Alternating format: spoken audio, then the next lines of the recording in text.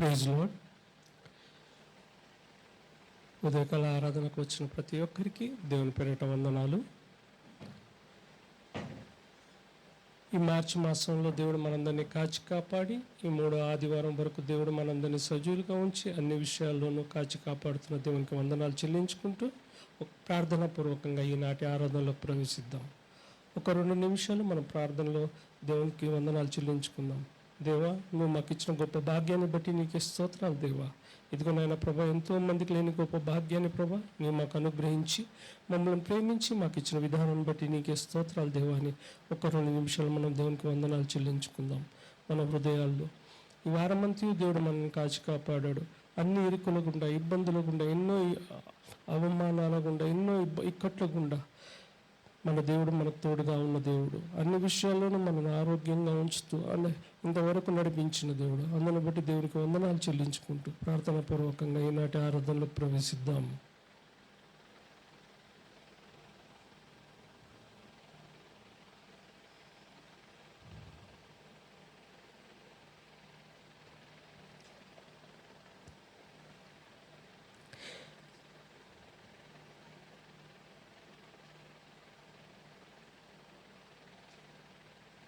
ప్రార్థన చేసుకుందామండి. మమ్మల్ని మిక్కిలిగా ప్రేమించిన మా గొప్ప దేవా, నాయన తండ్రి స్తోత్రం, నాయన స్తోత్రం తండ్రి ప్రభా. ఎనలేని నీ మేలను జ్ఞాపకం చేసుకోవటానికి ప్రభా నువ్వు ఇచ్చిన మరో తరుణాన్ని బట్టి నీకే స్తోత్రం తండ్రి. ఎంతో మందికి లేని గొప్ప అవకాశాన్ని ప్రభా నువ్వు ప్రేమించి మా కోసం అనుగ్రహించిన విధానాన్ని బట్టి నీకే కృతజ్ఞతాస్తులు చెల్లిస్తున్నాం తండ్రి. ఈ రీతిగా ప్రభా నీ కృపలో కాపుదలలో ప్రభా మమ్మల్ని అందరినీ తోడుకొని వచ్చినందుకు నీకే కృతజ్ఞతాస్తులు చెల్లిస్తున్నాం తండ్రి. ఇదిగో నాయన ప్రభా ఉదయకాల సమయంలో ప్రభా మమ్మల్ని అందరినీ ఇక్కడ చేర్చావు తండ్రి. ఇంకా రావాల్సిన వారందరినీ త్వరగా తోడుకుని రమ్మని, అలాగే ప్రభా అనారోగ్యంతో ఉన్న వారిని కూడా జ్ఞాపకం చేసుకోమని మా ప్రభా యేసుక్రీస్తు ప్రార్థించి వేడుకుంటూ ఈ ఆరాధన మొదటి నుంచి తుది వరకు నీ చేతికి అప్పగించుకుంటూ ప్రతి విషయంలోనూ ప్రభా నీ కృపా కాపుదల మెండుగా మా అందరిపై ఉంచుమని మా ప్రభా యేసుక్రీస్తు ప్రార్థించి వేడుకుంటున్నాం తండ్రి.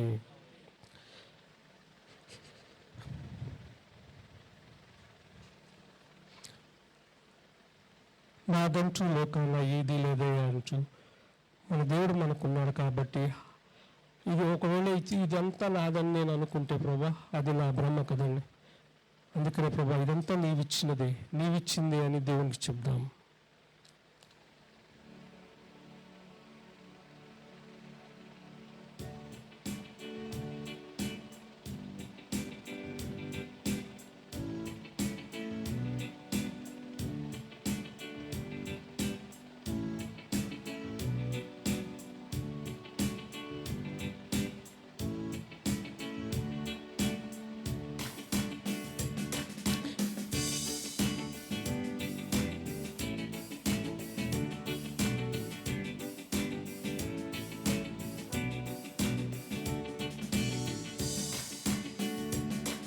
నాదంటూలు కానా ఏది లేదయ్యా, ఒకవేళ ఉందంటే నీవిచ్చినదే ప్రభువా. నాదంటూలు కానా ఏది లేదయ్యా, ఒకవేళ ఉందంటే నీవిచ్చినదే ప్రభువా. నీదే నీదే బ్రతుకంతా నీదే, నీదే నీదే బ్రతుకంతా నీదే. నాదంటూలు కానా ఏది లేదయ్యా, ఒకవేళ ఉందంటే నీవిచ్చినదే ప్రభువా. నాదంటూలు కానా ఏది లేదయ్యా, ఒకవేళ ఉందంటే నీవిచ్చినదే ప్రభువా. నీదే నీదే బ్రతుకంతా నీదే, నీదే నీదే బ్రతుకంతా నీదే.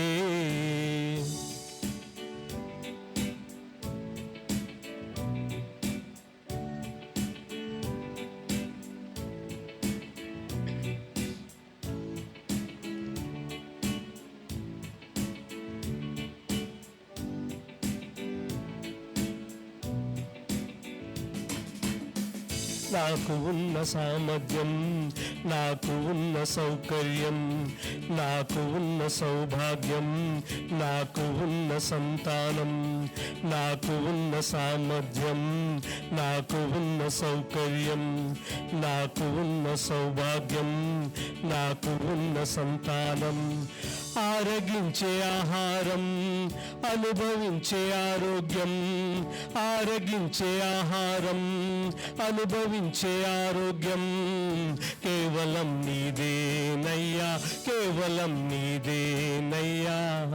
నాదంటూ లోకానా ఏదీ లేదయ్యా, ఒకవేళ ఉందంటే నీవిచ్చినదే ప్రభువా. నాదంటూ లోకానా ఏదీ లేదయ్యా, ఒకవేళ ఉందంటే నీవిచ్చినదే ప్రభువా. నీదే నీదే బ్రతుకంతా నీదే, నీదే నీదే బ్రతుకంతా నీదే, నీదే నీదే బ్రతుకంతా నీదే, నీదే నీదే బ్రతుకంతా నీదే. నాదంటూ లోకానా ఏదీ లేదయ్యా, ఒకవేళ ఉందంటే నీవిచ్చినదే ప్రభువా. నాదంటూ లోకానా ఏదీ లేదయ్యా, ఒకవేళ ఉందంటే నీవిచ్చినదే ప్రభువా. నీదే నీదే బ్రతుకంతా నీదే, నీదే నీదే బ్రతుకంతా నీదే.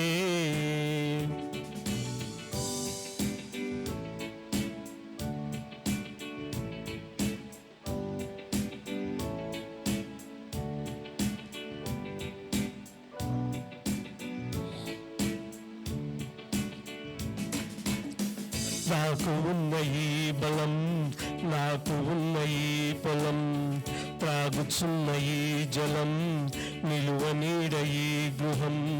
నాకు ఉన్న ఈ బలం, నాకు ఉన్న ఈ పొలం, త్రాగుచున్న ఈ జలం, నిలువ నీడ ఈ గృహం.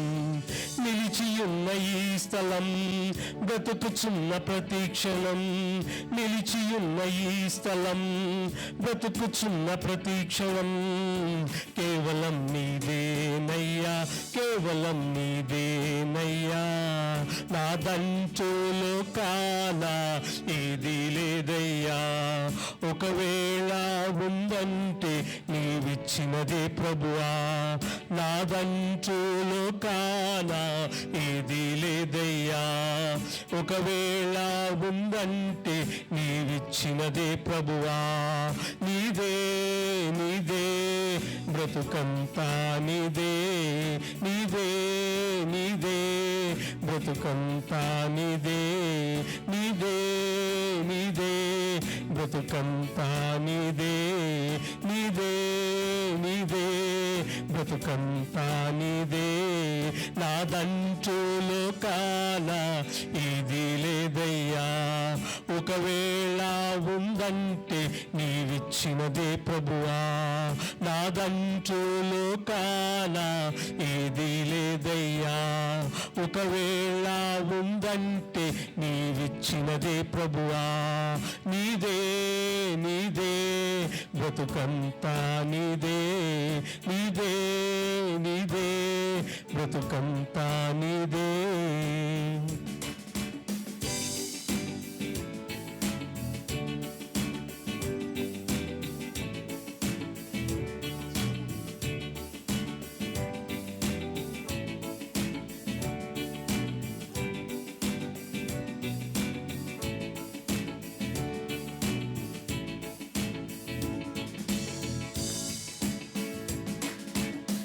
నాకు ఉన్న ఈ బలం, నాకు ఉన్న ఈ పొలం, త్రాగుచున్న ఈ జలం, నిలువ నీడ ఈ గృహం. నాకు ఉన్న ఈ బలం, నాకు ఉన్న ఈ పొలం, త్రాగుచున్న ఈ జలం, నిలువ నీడ ఈ గృహం. నిలిచియున్న ఈ స్థలం బ్రతుకుచున్న ప్రతి క్షణం, నిలిచియున్న ఈ స్థలం బ్రతుకుచున్న ప్రతి క్షణం కేవలం నీదేనయ్యా, కేవలం నీదేనయ్యా, కేవలం నీదేనయ్యా, కేవలం నీదేనయ్యా. నాదంటూ లోకాన ఒకవేళ ఉందంటే నీవిచ్చినదే ప్రభువా.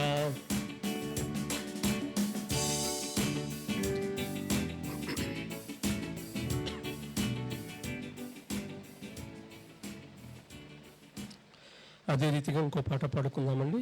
తండ్రి దేవా, తండ్రి దేవా, నా సర్వం నీవయ్యా, నీవుంటే నాకు చాలు. నా ప్రియుడా, నా ప్రాణమా, నిన్ను ఆరాధించెదను. నా జీవమా, నా స్నేహమా, నిన్ను ఆరాధించెదను. ఆయన మనస్ఫూర్తిగా స్తుతించుకుందాం. ఆయన ప్రేమ వర్ణించటం మన వల్ల కాదండి, ఆయన కార్యాలు వివరించటం మన బ్రతుకు చాలదండి. అలాంటి గొప్ప దేవుడు మనకున్నందుకు ఆయన మనస్ఫూర్తిగా స్తుతించుకుందాం.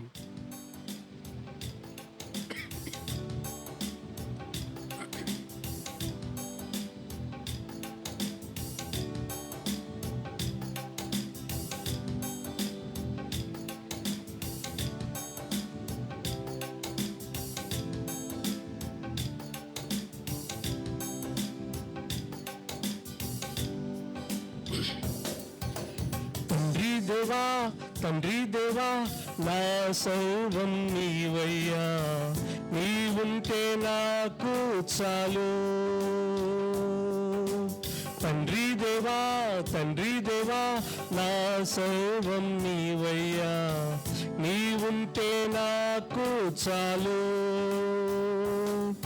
నా ప్రియుడా, నా ప్రాణమా, నిన్నారాధించెదను. నా జీవమా, నా స్నేహమా, నిన్నారాధించెదను.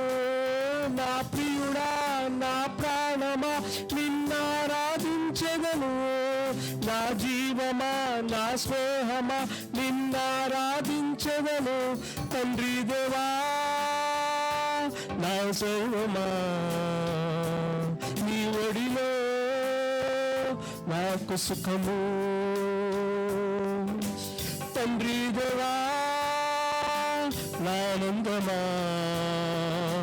నీ ఒడిలో నాకు సుఖము. తండ్రి దేవా, తండ్రి దేవా, నా సర్వం నీవయ్యా, నీవుంటే నాకు చాలు.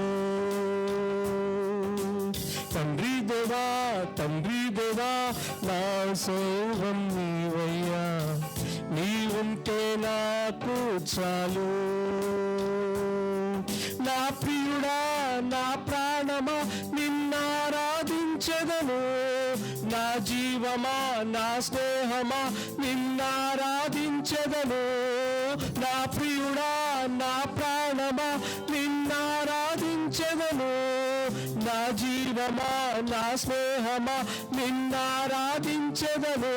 తండ్రి దేవా, నా ఆనందమా, నీ ఒడిలో నాకు సుఖము. తండ్రి దేవా, తండ్రి దేవా, నా సర్వం నీవయ్యా, నీవుంటే నాకు చాలు.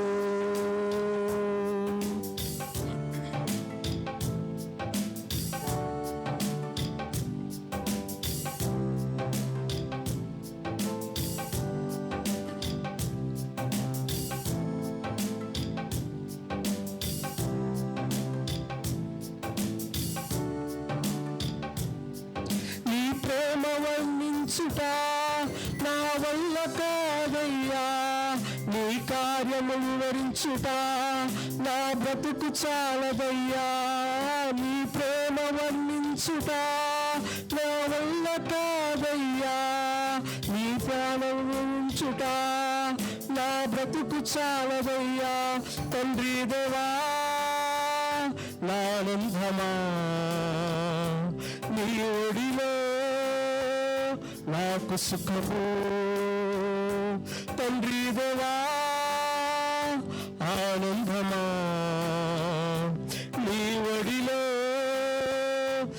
నాకు సుఖము. తండ్రి దేవా తండ్రి దేవా నా సర్వం నీవయ్యా, నీవుంటే నాకు చాలు. తండ్రి దేవా తండ్రి దేవా నా సర్వం నీవయ్యా, నీవుంటే నాకు చాలు.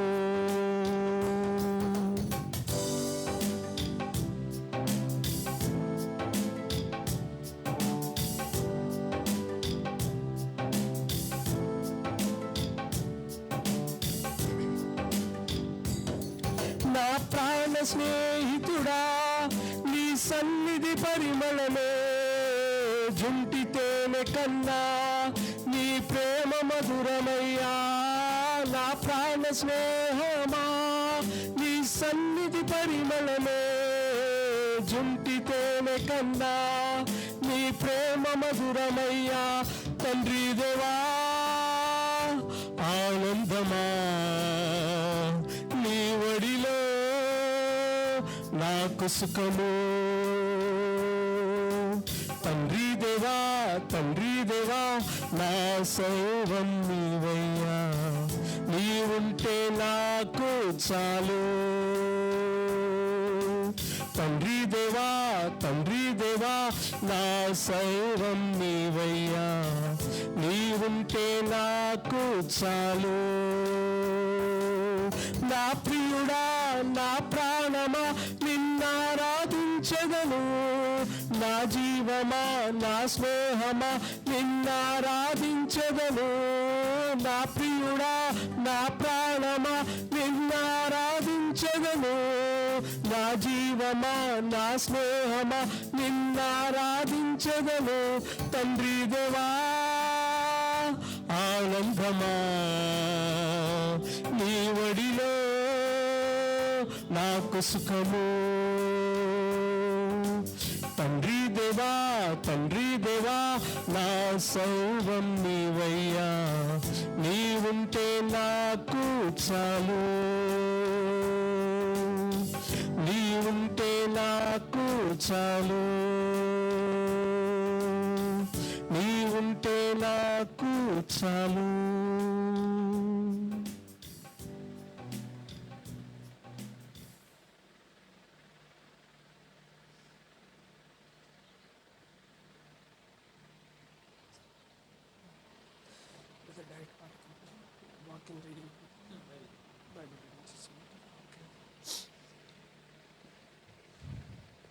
ఈ సమయంలో దావీదు రాసిన కీర్తన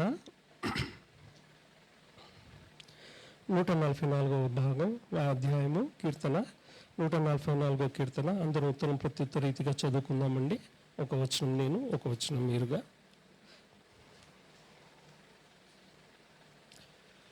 Psalms 144 సారీ.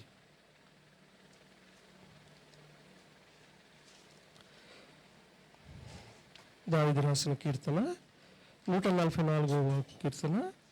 ఒక వచనం నేను, ఒక వచనం మీరుగా చదువుకుందాం.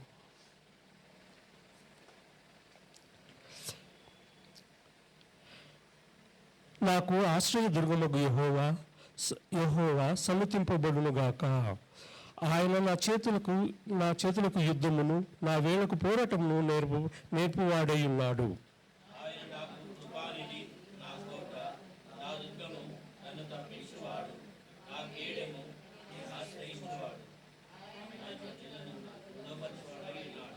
యెహోవా, నీవు నరులను లక్ష్య పెట్టుటకు వారు ఏపాటివారు, నీవు వారిని ఎన్నిక చేయుటకు మనుషులు ఏపాటివారు.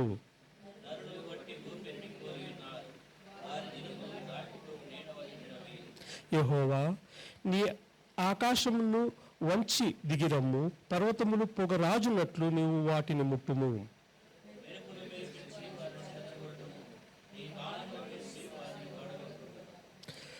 పైనుండి నీ చేయి చాచి నన్ను తప్పింపుము, మహాజలములలో నుండి అన్యుల చేతిలో నుండి నన్ను విడిపింపుము.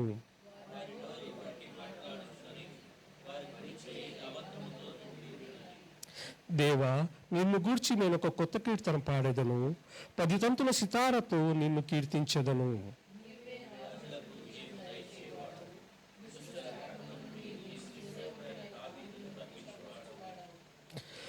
నన్ను తప్పింపుము, అన్యుల చేతిలో నుండి నన్ను విడిపింపుము. వారి నోరు వట్టి మాటలాడుచున్నది, వారి కుడి చెయ్యి అబద్ధంతో కూడి ఉన్నది.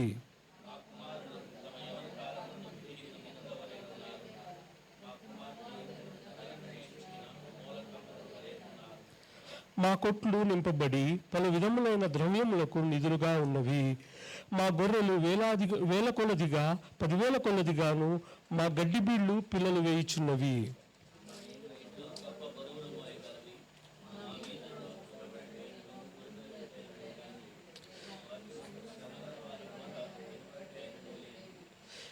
చివరి వచనం అందరం కలిసి చదువుకుందామండి. ఇట్టి స్థితి గల వారు ధన్యులు, యెహోవా తమకు దేవుడుగా గల జనులు ధన్యులు. అదే రీతిగా అందరం కలిసి ఒకసారి నించొని కొద్దిసేపు దేవుని ఆరాధించుకుందామండి.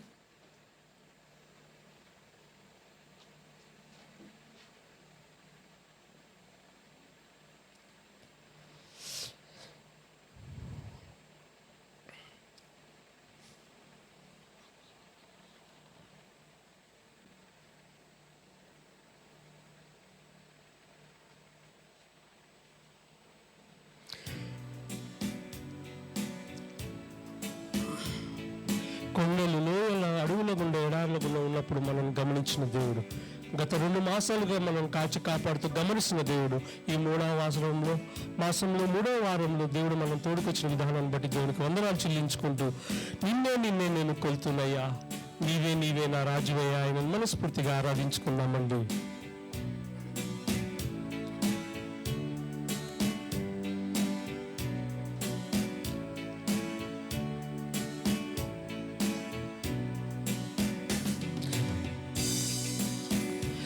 యేసయ్యా యేసయ్యా యేసయ్యా యేసయ్యా యేసయ్యా యేసయ్యా యేసయ్యా యేసయ్యా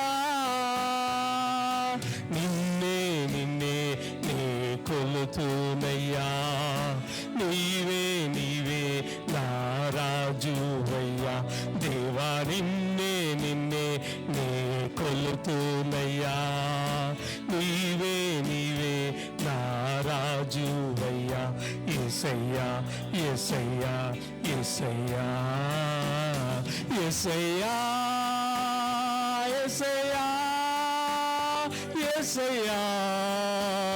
యేసయ్యా యేసయ్యా యేసయ్యా యేసయ్యా యేసయ్యా యేసయ్యా యేసయ్యా యేసయ్యా యేసయ్యా నిన్నే నే కొలుతున్నయ్యా, నీవే నా రాజువయ్యా, దేవా నిన్నే నే కొలుతున్నయ్యా, నీవే నా రాజువయ్యా, యేసయ్యా యేసయ్యా యేసయ్యా.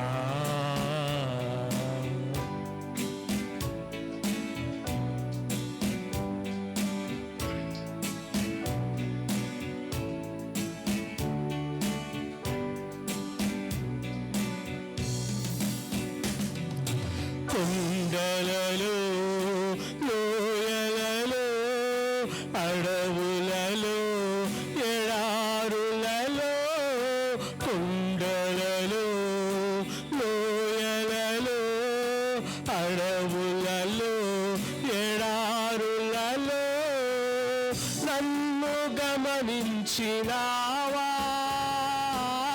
నన్ను నడిపించినావా,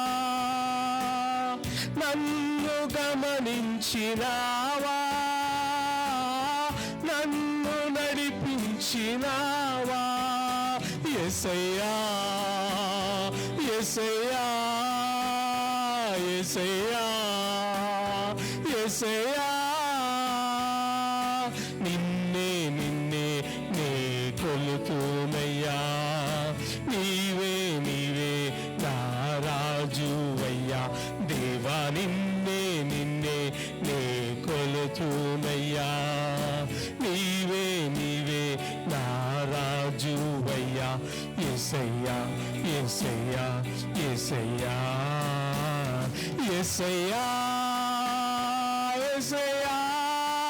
యేసయ్యా యేసయ్యా యేసయ్యా యేసయ్యా యేసయ్యా యేసయ్యా నిన్నే నిన్నే నే కొలుతునయ్యా నీవే నీవే నా రాజువయ్యా దేవా నిన్నే నిన్నే నే కొలుతునయ్యా నీవే నీవే నా రాజువయ్యా యేసయ్యా యేసయ్యా యేసయ్యా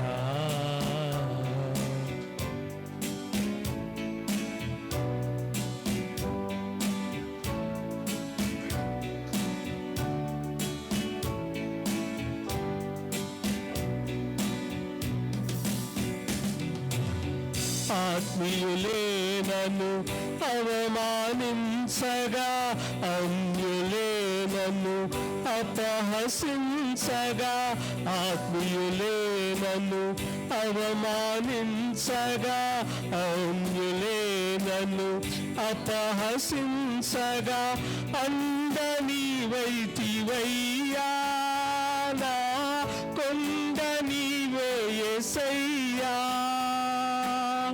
అందని వైతివయ్యా నా కొండ నీవే యేసయ్యా యేసయ్యా యేసయ్యా యేసయ్యా యేసయ్యా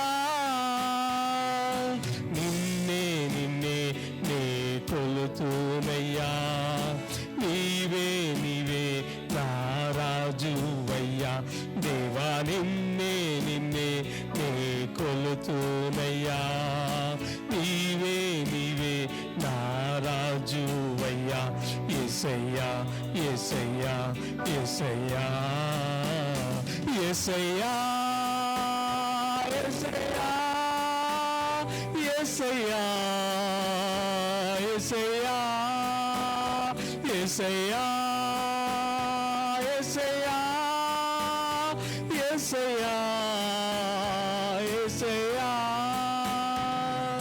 నిన్నే నిన్నే నే కొలుతునయ్యా నీవే నీవే నా రాజువయ్యా దేవా నిన్నే నిన్నే నే కొలుతునయ్యా నీవే నీవే నా రాజువయ్యా యేసయ్యా యేసయ్యా యేసయ్యా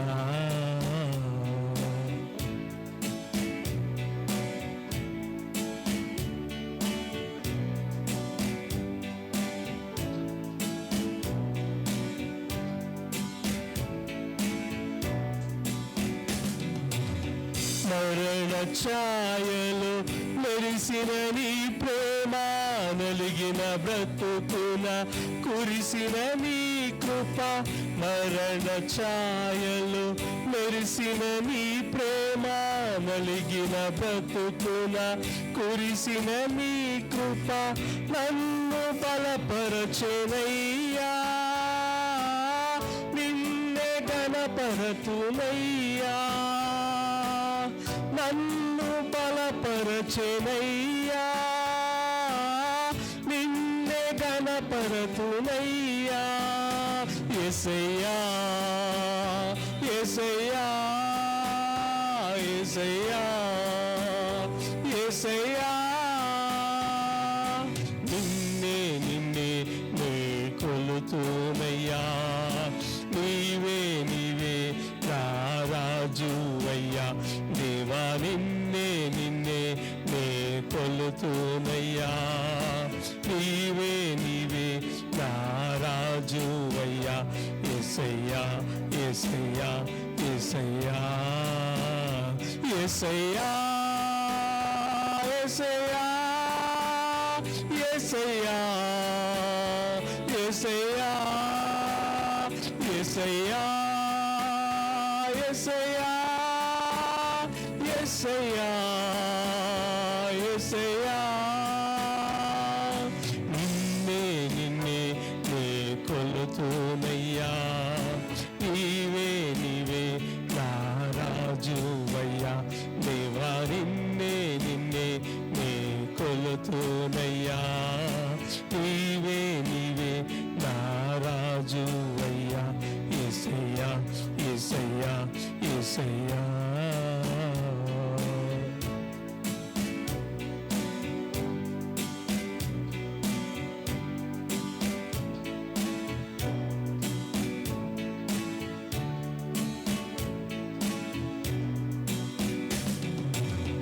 మరణ ఛాయలు మెరిసిన నీ ప్రేమ, నలిగిన బ్రతుకున కురిసిన నీ కృప.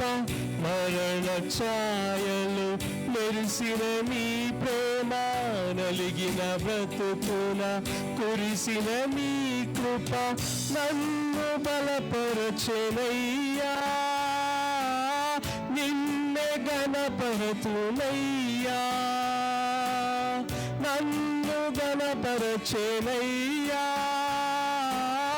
నిన్నే బలపరతునయ్యా. యేసయ్యా యేసయ్యా యేసయ్యా యేసయ్యా, నిన్నే నిన్నే నే కొలుతూనయ్యా, నీవే నీవే నా రాజువయ్యా, దేవా నిన్నే నిన్నే నే కొలుతూనయ్యా, నీవే నీవే నా రాజువయ్యా, యేసయ్యా యేసయ్యా యేసయ్యా యేసయ్యా యేసయ్యా యేసయ్యా యేసయ్యా యేసయ్యా యేసయ్యా యేసయ్యా, నిన్నే నిన్నే నే కొలుతూనయ్యా, నీవే నీవే నా రాజువయ్యా, దేవా నిన్నే నిన్నే నే కొలుతూనయ్యా, నీవే నీవే నా రాజువయ్యా, యేసయ్యా యేసయ్యా యేసయ్యా.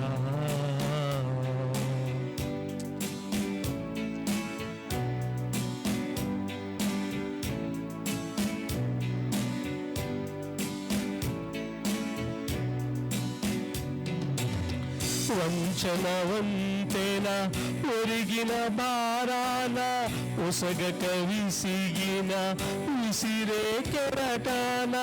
వంచన వంతెన ఒరిగిన భారాన, ఉసగక విసిగిన విసిరే కెరటాన.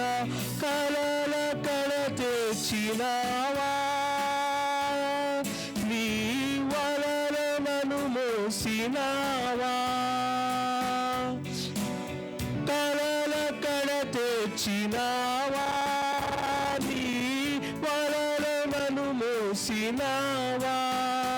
యేసయ్యా యేసయ్యా యేసయ్యా యేసయ్యా,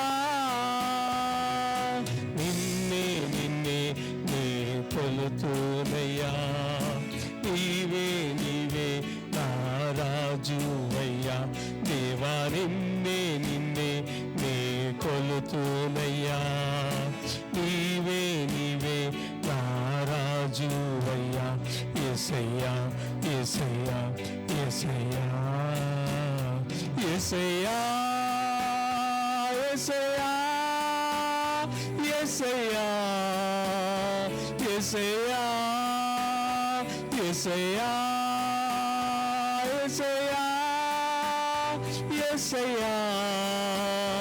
యేసయ్యా యేసయ్యా యేసయ్యా యేసయ్యా యేసయ్యా యేసయ్యా యేసయ్యా యేసయ్యా, నిన్నే నిన్నే నే కొలుతూనయ్యా, నీవే నీవే నా రాజువయ్యా, దేవా నిన్నే నిన్నే నే కొలుతూనయ్యా, నీవే నీవే నా రాజువయ్యా, యేసయ్యా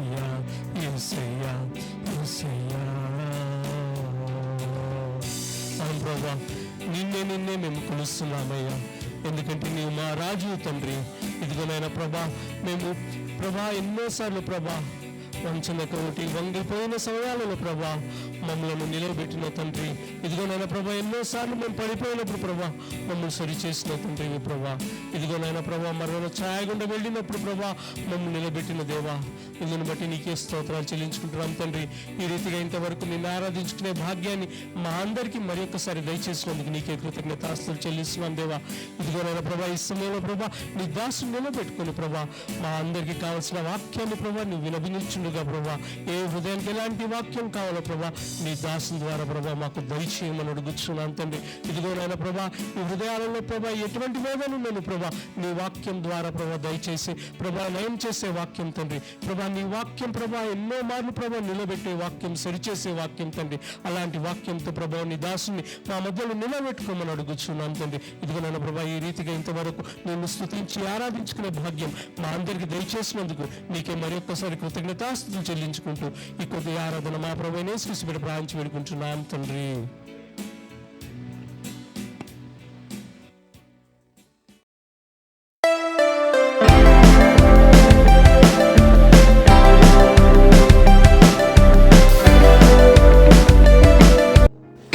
మనం చదువుకుందాం వాక్యంలో నుంచి. 2వ రాజుల గ్రంథము 7వ అధ్యాయము. 2వ రాజుల గ్రంథము 7వ అధ్యాయము.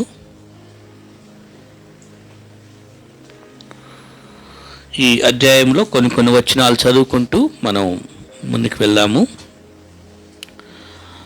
1-2 వచనాలు చదువుకుందాము. 2వ రాజుల గ్రంథము 7వ అధ్యాయము 1-2 వచనాలు.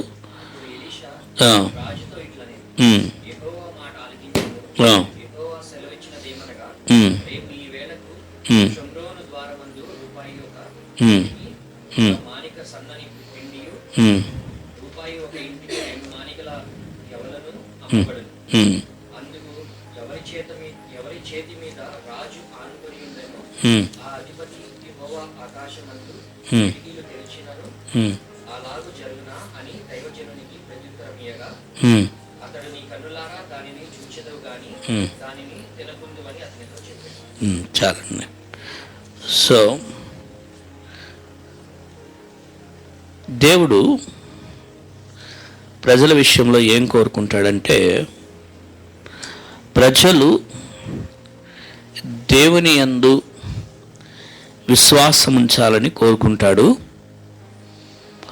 దేవుని యొక్క గుణలక్షణములను నమ్మి మనిషి ప్రవర్తన అనేటువంటిది దేవుని మీద నమ్మకం పెట్టుకుంటే ఎలా ప్రవర్తిస్తామో అలాగా అది ప్రవర్తనలో, నడవడికలో ఉండాలి అని దేవుడు కోరుచున్నాడు. అది ఈ 7వ అధ్యాయంలో మనకి బాగా కనిపిస్తున్నటువంటి విషయం. ఇక్కడ ఎలీషా ఉన్నాడు, ఆయన ఒక ప్రవక్త. తర్వాత రాజుతో ఇట్లనెను అనే మాట ఉంది. ఈ రాజు మరి ఇశ్రాయేల్ యొక్క రాజు. ఈ ఇశ్రాయేల్ రాజు మరి అక్కడ ఉన్నటువంటి ప్రస్తుత పరిస్థితులు ఏంటి అంటే, అదొక భయంకరమైన కరువు కాలం. ఆ సందర్భం అక్కడ భయంకరమైనటువంటి కరువుతో ప్రజలు ఇబ్బందులు పడుతున్నారు. మనకు తెలుసు కరువు అంటే మరి ఎంత భయంకరంగా ఉంటుందో. ఇప్పుడు మనకి మరి గ్యాస్ సిలిండర్లు షార్టేజ్ ఉందంటేనే మన ఆలోచనలు చాలా భయంకరంగా ఆలోచన చేస్తుంటాయి. అయ్యో మరి ఎట్లాగా కుటుంబం. మరి ఆ రోజుల్లో ఉన్నటువంటి ఆ సందర్భాల్లో ఈ కరువు మాటల్లో చెప్పుకుంటే మనస్సు అది అర్థం చేసుకునే అంత తొందరలో ఇది కాదు. ఎంతవరకు కరువు అంటే, ఈ కరువు గురించి ఇంకో మాటలో చెప్పాలంటే, మహా అయితే ఏమనుకుంటాం కరువు గురించి, ఇంకా సరే ఇక అన్నీ ఇక పంటలు పండవు, ఇక ఎక్కడో ఇక ఏదో కొద్దిగా ఎక్కడో ఉంటే దాన్నే సర్దుకుంటూ తినటమేనేమో అని అనుకుంటాం కదా. కానీ ఈ ఎలీషా ఉన్న ఆ సందర్భంలో, ఈ యొక్క పరిస్థితుల్లో ఎలాంటి కరువు అనంటే ముందు అధ్యాయంలో 29వ వచనంలో ఒక వచనం చదివితే అమ్మో ఇంత భయంకరమైన కరువా అని మనకు అర్థమవుతుంది. ఈ 2వ రాజుల గ్రంథం 6వ అధ్యాయంలో 29వ వచనంలో అక్కడ కరువు పరిస్థితి అర్థమవుతుంది.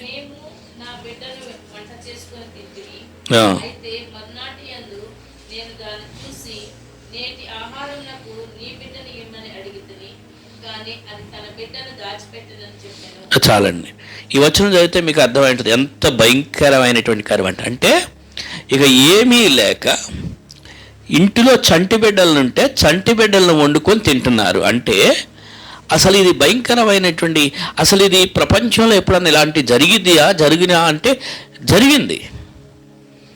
అది మనం చదువుతుంటేనే మనకి అసలు భయంకరంగా అనిపిస్తుంది. ఒక ఇంట్లో కోడిని కానీ కోసుకొని తిన్నామన్నట్లు 2 స్త్రీలు గొడవ అయిన వాళ్ళకి ఇక కరువు వచ్చింది కదా, మనకి కుమారులు 2 పిల్లలు ఉన్నారు కాబట్టి ఈరోజు నీ బిడ్డనే రేపు నా బిడ్డనే అన్నట్టుగా ఇద్దరు మాట్లాడుకున్నారు.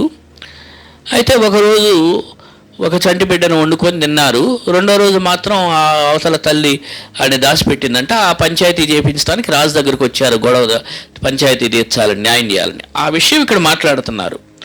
అంటే చివరికి నరమాంస భక్షకులుగా తయారైన సందర్భం అక్కడ, ఈ సందర్భం ఇక్కడ రాయబడింది.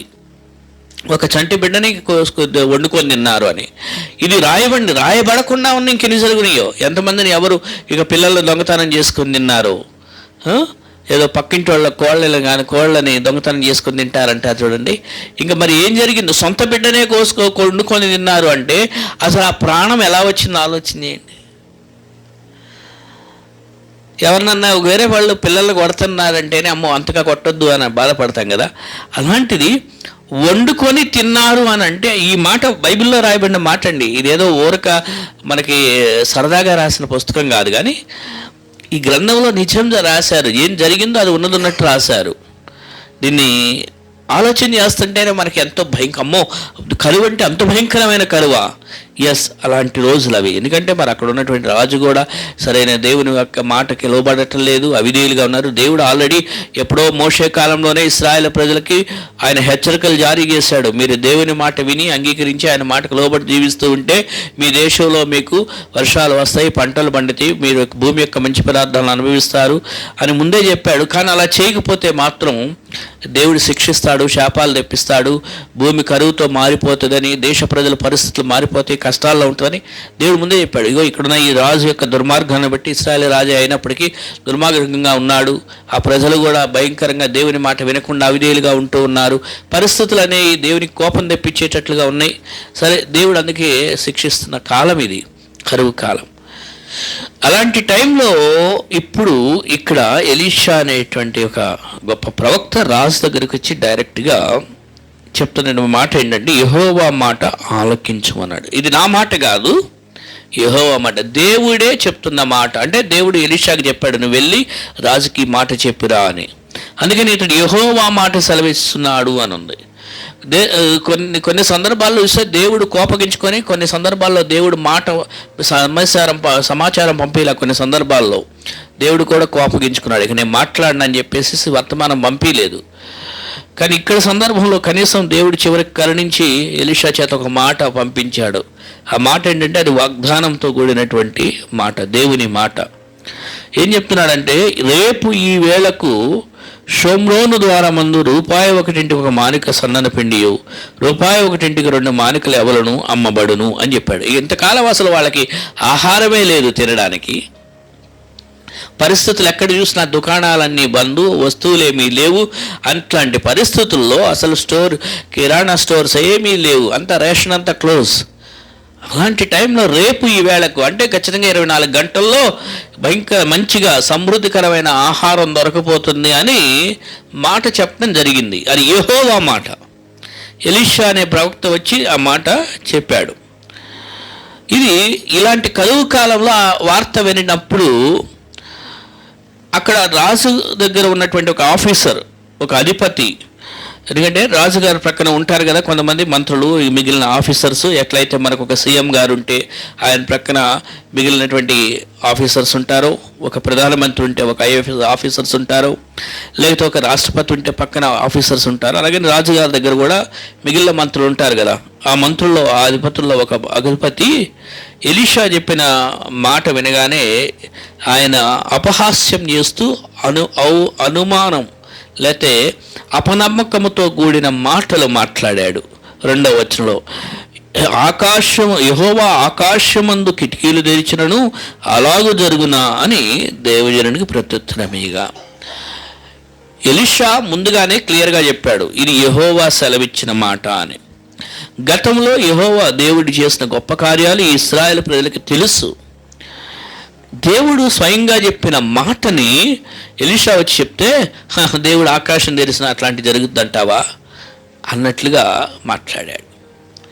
అప్పుడు ఎలీషా క్షణం ఆలస్యం చేయకుండా వెంటనే స్పందించి చెప్పిన మాట ఏంటంటే, నీవు కన్నులారా దాన్ని చూచెదవు కానీ దాన్ని తినకుందవు అని అతను నువ్వు చూస్తావు నీ కళ్ళతో. నువ్వు అన్నావు కదా దేవుడు ఆకాశం తెరిసినా అట్లాంటివి జరిగినా, ఆకాశం అంతా తెరిసినా కూడా చాలదు అన్నట్లుగా. అంటే మా కరువు పరిస్థితులు అలా ఉన్నాయి, దేవుడు అట్లాంటివి చేయలేదు అంటే దేవుని యొక్క క్యారెక్టర్ని, దేవుని యొక్క శక్తిని, దేవుని యొక్క వ్యక్తిత్వాన్ని, దేవుని యొక్క గుణలక్షణాలను, దేవుని యొక్క బల ప్రభావాలను కించపరిచి మాట్లాడిన మాట ఇది. ఏ వ్యక్తి అయితే దేవుని యొక్క శక్తి మీద నమ్మకం ఉంచడో, ఏ వ్యక్తి అయితే దేవుని కించపరిచినట్లు మాట్లాడతాడో ఆ మాటకి ఆయన మాట్లాడిన మాటలకి దేవుడు ఊరుకోడు. అందుకే ఈ ఎలీషా భక్తుడికి తెలుసు కాబట్టి ఆ దైవజనుడు వెంటనే ఆన్సర్ ఇచ్చాడు, నువ్వు చూస్తావు, కళ్ళతో చూస్తావు కానీ నువ్వు అనుభవించలేవు చూడు అనే మాట అనేసరికి ఇక ఎలీషా ఒక్క మాట చెప్పి ఇక పక్కకు జరిగాడు. ఇక అది అక్కడ ఉన్నటువంటి సన్నివేశం. ఓకే, ఇప్పుడు అదే సందర్భంలో సైమల్టేనియస్గా ఇక తర్వాత జరిగిన సంఘటన ఏంటంటే 3వ వచనంలో ఒకసారి చూద్దాం. 2 రాజులు 7:3.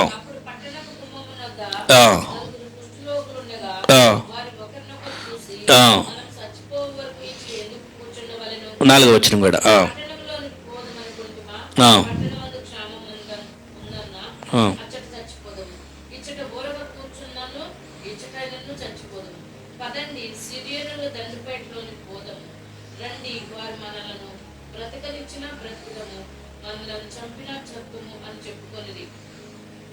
సరే చాలండి.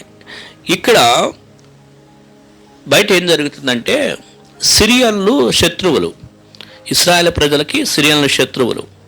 ఈ షోమ్రోను పట్టడానికి బయట వాళ్ళు శత్రువులు వచ్చి ఉన్నారు, ఎందుకు వీళ్ళ మీద యుద్ధం దాడి చేయడానికి. సిరియన్లు ఆ రోజుల్లో ఇశ్రాయేల్ మీద ఎక్కువగా యుద్ధం చేస్తూ వీళ్ళని జయించుకుంటూ వస్తూ వచ్చారు. అనేక సందర్భాల్లో యుద్ధానికి రావటం జరిగింది. అయితే ఇక్కడ ఆ పట్టణానికి బయట ఒక 4 కుష్ఠరోగులు ఉన్నారంటండి. కుష్ఠరోగుల్ని ఊర్లోనికి రానివ్వరు. పాత నిబంధన ప్రకారం రూల్స్ కూడా ఏంటంటే వాళ్ళని సమాజంలో ఉండనివ్వరు. ఆ కుష్ఠరోగం వచ్చినటువంటి వారిని అపవిత్రుడు అని ఎన్నిక చేస్తారు. అపవిత్రుడు అని చెప్పి ఆ వ్యక్తిని దూరంగా ఉంచుతారు. ఆ వ్యక్తి యొక్క జీవితంలో మరలా ఆ కుష్ఠరోగం తగ్గితే అప్పుడు ఆ వ్యక్తిని మరలా యాజకుడు కనపరుచుకొని యాజకుడు సర్టిఫికేట్ ఇస్తే ఎస్ ఇప్పుడు పర్వాలా, ఇప్పుడు తగ్గింది, దీనికి స్వస్థ వచ్చిందని అనుకుంటేనే అప్పుడు ఆయన్ని సమాజంలోనికి, కుటుంబంలోనికి, ఊరిలోనికి రానిస్తారు. అంతవరకు కుష్ఠవ్యాధి ఎవరికి వచ్చినా కూడా బయట ఉండవలసిన వారే. అయితే ఈ యొక్క కుష్ఠవ్యాధి వచ్చినటువంటి వారు 4 ఉన్నారంట. వారు మాట్లాడుకున్నటువంటి మాటలు మూడు ఆప్షన్స్ వాళ్ళ కళ్ళ ముందు ఉన్నాయి. వాళ్ళు ఏమన్నారంటే, ఇక్కడ ఎట్లానో మనకి ఫుడ్ లేదు, ఇక్కడున్నా చచ్చిపోతున్నాం. సరే ఊర్లోకి వెళ్తే మన ఊర్లో మనకి కరువు ఉంది, అక్కడ ఊర్లో జనాలకే తినడానికి లేదు, అక్కడ కరువు వల్ల అక్కడ చావు ఉంది. మరి ఇక్కడ కూర్చున్నా మనకేమీ తిండి లేదు, ఇక్కడైనా చావు అనేదే ఖాయం. ఎన్ని గంటలు ఉంటామో ఎన్ని గంటలు బ్రతుకుతామో మనకు తెలియదు. అయితే అక్కడ బయట శత్రువులైనటువంటి సిరియన్లు ఉన్నారు కదా, వాళ్ళ ఆవరణలో కన్నా అక్కడికన్నా వెళ్దాం. ఒకవేళ బ్రతికినిస్తే బ్రతుకుతారు, చంపారు. ఎక్కడైనా చావు అయితే తప్పట్లేదు కదా, వెళ్దాం అని ఈ 4 మాట్లాడుకున్నారు. వీరు మాట్లాడుకున్న విధానము, మనము చచ్చిపో వరకు ఇచ్చట ఎందుకు కూర్చుండవలను, ఎందుకు ఇప్పుడు ఎటైనా ఊర్లోకి వెళ్ళినా చావు ఉంది, ఇక్కడ కూర్చున్నా కూడా మరణం అనేటువంటిది ఉంది, ఆకలితో చచ్చిపోతున్నాం, కాబట్టి ఇక్కడ ఊరకే ఎందుకు కూర్చోవాలి, ఏదో ఒకటి చేద్దాం. ఎందుకంటే దేవుని బిడ్డలైనటువంటి వారు ఊరకే కూర్చోవడం అనేటువంటిది సరైన విధానం కాదు. ఒక మనిషి జీవితానికి మనిషి ఖాళీగా ఉండటం అనేది ఒక పద్ధతి కాదు. ఏదో ఒక ప్రయత్నం చేస్తూ ఏదో ఒక దాంట్లో సాగిపోతూ ఉండాలి. ఇది మనిషి యొక్క జీవితం యొక్క మొదటిగా మనిషికి ఉండవలసిన ఒక ఆలోచన. అందుకని వీళ్ళు కుష్టివాది వాళ్ళు అయ్యి ఉండొచ్చు, కానీ ఇప్పుడు వీళ్ళు ఈ టైంలో ఖాళీగా కూర్చోవడం, ఊరకే కూర్చోండి ఇక్కడ చావటం ఎందుకు, చచ్చేది ఎప్పుడైనా చావాల్సిందే, ఎక్కడైనా చావుని ఎదుర్కోవాల్సిందే. అటు వెళ్తే కరువు, ఇటు చూస్తే ఆకలి, అక్కడ చూస్తే శత్రువులు ఎట్లా ఉంటున్నారు. కాబట్టి మన ప్రయత్నం మనం చూద్దాము, అక్కడికి పోదము రండి, సిరియన్ల దండులోనికి పోదము రండి, మనలో బ్రతికిస్తారు, ఒకళ్ళు చంపారా చావు, అక్కడైనా చచ్చేది అని వాళ్ళు నలుగురు మాట్లాడుకొని ఈ ఆప్షన్ చూస్ చేసుకొని సరైన నిర్ణయంతో ముందుకు సాగుతూ ఉన్నారు. చావునిస్తారా, బ్రతికినిచ్చారు, చంపారు అన్నట్లుగా వారు ఆ నిర్ణయం తీసుకొని ఇక ఆ రోజు బయలుదేరి వెళ్తానికి ప్రయత్నం చేశారు. అయితే ఈ విధంగా ఉండగా 5వ వచనం నుంచి చూద్దాం. సంధ్య చీకటి యందు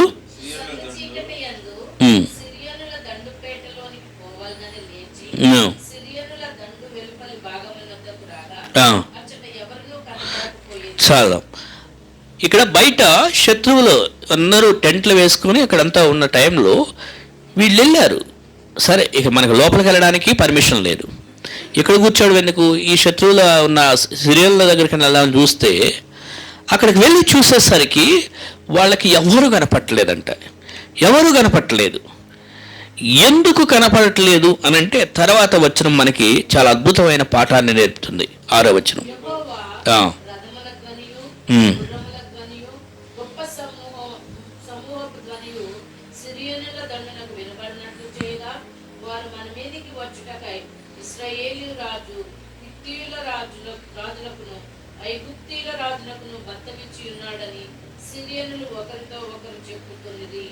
ఏడవ వచనం కూడా లేచి తమ గుడారంలోనైనను గుర్రములలోనైనను గాడిదలోనైనను దండుపేటలోనున్న వాటిలోనైనను ఏమీ తీసుకొనకయే తమ ప్రాణములు రక్షించుకునుట చాలుననుకొని చీకటిని ఉన్నట్లుగా పేట విడిచి పారిపోయి ఉండేది. చాలండి, ఇది చాలా అద్భుతమైన విషయం. ఇక్కడ ఆ రాత్రి ఏం జరిగిందంటే, ఆ సంధ్య చీకటి ఏందంట, వీళ్ళు వెళ్దామని వెళ్ళి చూస్తే ఎవరు లేరు. ఎందుకనంటే 6వ వచనంలో యెహోవా అనే మాట ఉంది. దేవుడు ఏం చేశాడంటే పెద్ద గుర్రాలు, సైన్యాల సమూహము, పెద్ద ఆర్మీ అంతా పరిగెత్తుకు, ఈ రోజుల్లో అంటే మోడర్న్ ఆయుధాలు ఉన్నాయి, కానీ ఈ టెక్నాలజీతో మెకానిజం వల్ల ఆ రోజుల్లో గుర్రాల మీద వెళ్ళి కత్తులతో ఈటెలతో వెళ్ళేవాళ్ళు. కాబట్టి గుర్రాల రథాల మీద వెళ్తున్నప్పుడు చాలా పెద్ద శబ్దాలు వస్తూ ఉంటాయి. మనం అప్పుడప్పుడు టీవీల్లో అక్కడెక్కడ చూస్తూ ఉంటే ఆ శబ్దాలు ఎంత భయంకర. మరి ఆ సిరియల్ యొక్క కూర్చున్నటువంటి ఆ యొక్క టెంటుల్లో వాళ్ళు ఉన్నప్పుడు, ఎందుకంటే ఇక తెల్లారితే రేపు యుద్ధానికి వెళ్ళాలని వాళ్ళంతా రెడీగా చేసుకొని ఉన్నారు. వాళ్ళకి ఆ సంధి చీకటి ఏందంట, పెద్ద సైన్యం యొక్క శబ్దం వాళ్ళ మీదకి వస్తున్నట్లుగా వినపడేటట్లు దేవుడు చేశాడు.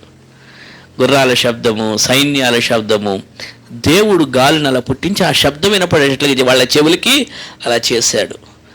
ఇది చాలా అద్భుతమైన విషయం. వాళ్ళ చెవులకి ఇలాంటి ఒక సైన్యం ఏదో వచ్చి వాళ్ళ మీద పడుతున్నట్లుగా, అది కూడా అకస్మాత్తుగా వాళ్ళ మీద ఇప్పుడు పడిపోయినట్లుగా సౌండ్ చేశాడు దేవుడు. ఆ శబ్దానికి వాళ్ళు ఇంకేముంది, ఈ అమ్మో భయంకరమైన ఇశ్రాయేలు సైన్యం అంతా మన మీదకి వస్తుంది, లాభం లేదు, మనకు ప్రాణాలు దక్కితే చాలు అని చెప్పేసి ఎక్కడెక్కడ విడిచిపెట్టి పరుగులు తీసి వెళ్ళిపోయారు. ఇది దేవుడు చేసిన కార్యం.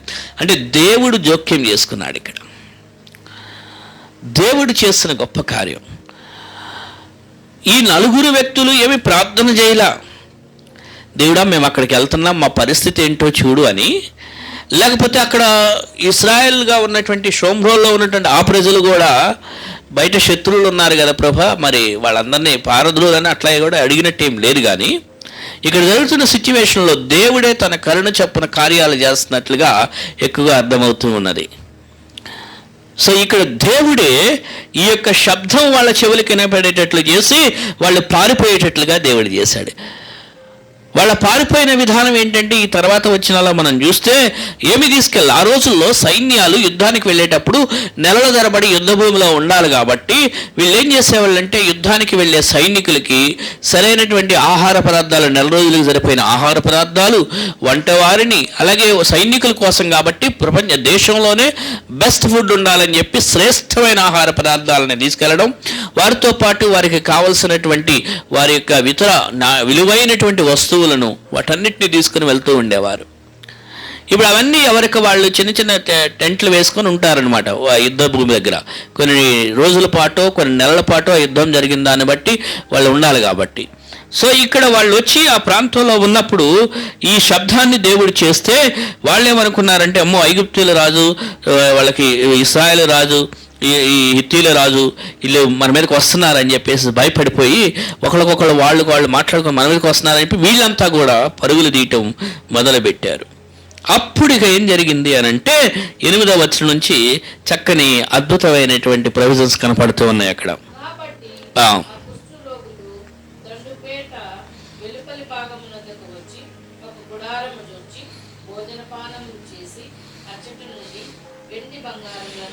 బట్టలను ఎత్తుకొని పోయి దాచిపెట్టి తిరిగి వచ్చి మరి ఒక గుడారం చూచి ఆ చెట్టు నుండి సొమ్ము ఎత్తుకొని పోయి దాచిపెట్టి. చాలండి. సో ఇక్కడ ఆ కుష్ఠరోగులు వచ్చారు, చక్కగా భోజన పదార్థాలు అంటే మంచిగా భోజనం చేశారు, అలాగే వెండి బంగారాలని బట్టలను కూడా తీసుకొని వెళ్ళి వాళ్ళ యొక్క ప్రదేశంలో వాళ్ళు దాచుకున్నారు. మళ్ళీ వచ్చారు, మళ్ళీ ఇంకొని తీసుకొని వెళ్తూ వచ్చారు. చూడండి, అసలు ఎంతకాలం వీళ్ళు ఊరు బయట ఏ యొక్క సరైనటువంటి సదవకాశాలు లేక ఇబ్బందులు పడుతున్న వీరికి అప్పటికెప్పటికి అద్భుతంగా ఈ యొక్క శ్రేష్టమైనటువంటి ఆహార పదార్థాలు, శ్రేష్టమైన వెండి బంగారము, ఇతర వస్తువులు, బట్టలు, అది ఎంత గొప్ప విషయమో ఆలోచన చేయండి. అక్కడ సైన్యానికి దేవుడు గాలిలో ఆ యొక్క ధ్వని వినపడేటట్లుగా వాళ్ళకి చేసి వాళ్ళని పారిపోనివ్వడం, ఈ కుష్ఠరోగులకి సమృద్ధికరమైన ఆహారము, సమృద్ధికరమైన వస్తువుల ద్వారా ఇంకా వాళ్ళకి ఇప్పుడు జీవితకాలం పనిచేసే పని లేదేమో, బహుశా కష్టపడి పని చేయాల్సిన పని లేకపోవచ్చు, ఎందుకంటే వెండి బంగారాలు కూడా ఉన్నాయి కాబట్టి కదా. వీళ్ళు నలుగురు ఎందుకు చచ్చిపోవాలి, ఇక్కడ ఏదో ఒకటి చేద్దాం, ముందుకు సాగుదామని వారు తీసుకున్న నిర్ణయం బట్టి దేవుడు కూడా వారి నిర్ణయాన్ని దీవించాడు. సో దీంట్లో ఉన్న పాఠం ఏంటంటే, మనము ఖాళీగా కూర్చుంటే దేవుని యొక్క హస్తము మనకు తోడుగా ఉండటం మనం చూడం, కానీ దేవుని మీద విశ్వాసంతో దేవుడిచ్చిన ఆలోచనతో ఈ ఆలోచన జ్ఞానాన్ని ఉపయోగించుకొని, ఎందుకంటే దేవుడు మనిషిని తన స్వారూప్యంలో చేసుకున్నాడు. అలాంటప్పుడు దేవుడు మనకిచ్చిన ఈ తెలివితేటలు, దేవుడు మనకిచ్చిన జ్ఞానము, దేవుడికి ఇచ్చిన ఆలోచన, వీటిని ఉపయోగించుకొని దేవుడిచ్చిన శక్తి చొప్పున నేను ఏదో ఒకటి చెయ్యాలి అని ముందుకు సాగిపోతూ ఉండాలి. కానీ ఏమోలే ఏదో ఒకటిలే, లేకపోతే ఏం వద్దులే, ఏం చేస్తే ఏం ప్రయోజనం ఉంటుంది, ఎందుకు రావాలి, ఆ బాధ నాకు అవసరమా అని అనుకుంటే దానివల్ల దీవెన ఉండదు. ఏదైనా కూడా అండి ప్రయత్నం చేస్తేనే ఆ తర్వాత ఏదైనా రిజల్ట్. ప్రయత్నం ఏమీ చేయకుండా నేనేం ప్రయత్నం చేయను, ఖాళీగా చేతులు కట్టుకొని కూర్చుంటాను అని అంటే దేవుడు అలాంటి దాన్ని ఆశీర్వదించాడు. ఏదో ఒకటి నేను ప్రయత్నం చేస్తాను అనుకున్న దగ్గరే దేవుడు ఆశీర్వదిస్తాడు. వీళ్ళు ఖాళీగా కూర్చోలేదు. ఎందుకులే, మేము ఎట్లానో కుష్ఠరోగులం, ఇక మాకు ఎట్లానో గుర్తింపు లేదు, మాకు ఎట్లానో సమాజం కూడా మమ్మల్ని త్రోసివేసింది, ఊర్లోకి మమ్మల్ని రానివ్వరు, మేము బతుకుంటే ఏంటి చస్తే ఏంటి, మమ్మల్ని పట్టుకొచ్చుకునేది ఎవరు, మాకేముంది, మేమెందుకు అలా అనుకొని ఉంటే ఇక్కడ ఈ దీవెన వారికి జరిగేది కాదు. కాబట్టి ప్రతి ఒక్కరూ మనం గుర్తుపెట్టుకోవాల్సింది ఏంటంటే, ఎప్పుడు కూడా మన గురించి మనము తక్కువ అంచనా వేసుకొని ఎందుకులే ఇంక ఈ బ్రతికేదో అట్లా అయిపోయింది ఎక్కడితో సర్దాం, నా తలరాత ఇంతేలే అని ఎప్పుడు కూడా మనకు ఆలోచనలతో అలా పెట్టుకోవద్దు. మనం ఎప్పుడైతే మనం కించపరుచుకుంటున్నామో దాని అర్థం ఏంటంటే, మనం సృష్టించిన సృష్టికర్తని మనం కించపరుస్తున్నామని ఆలోచన చేయాలి. ఆయన దేవాతి దేవుడు, సృష్టికర్త, మన కొరకు అద్భుత ఆశ్చర్య కార్యాలు చేయాలి, మన జీవితాన్ని ఉన్నతంగా హెచ్చించాలి, మన జీవితంలో మన కొరకు గొప్ప ద్వారాలు తెరవాలని ఆయన ఎదురు చూస్తున్నాడు. కానీ మన దగ్గర ఆయన చేస్తాడని ఎదురు చూసి మనం కూడా విశ్వాసంతో అడుగు వేయటానికి ముందుకు రాకపోతే దేవుడు ఏం చేయడు. దేవుడు దిగి వచ్చి ముందు చేయడండి, ముందు మనకు ఆలోచన రావాలి.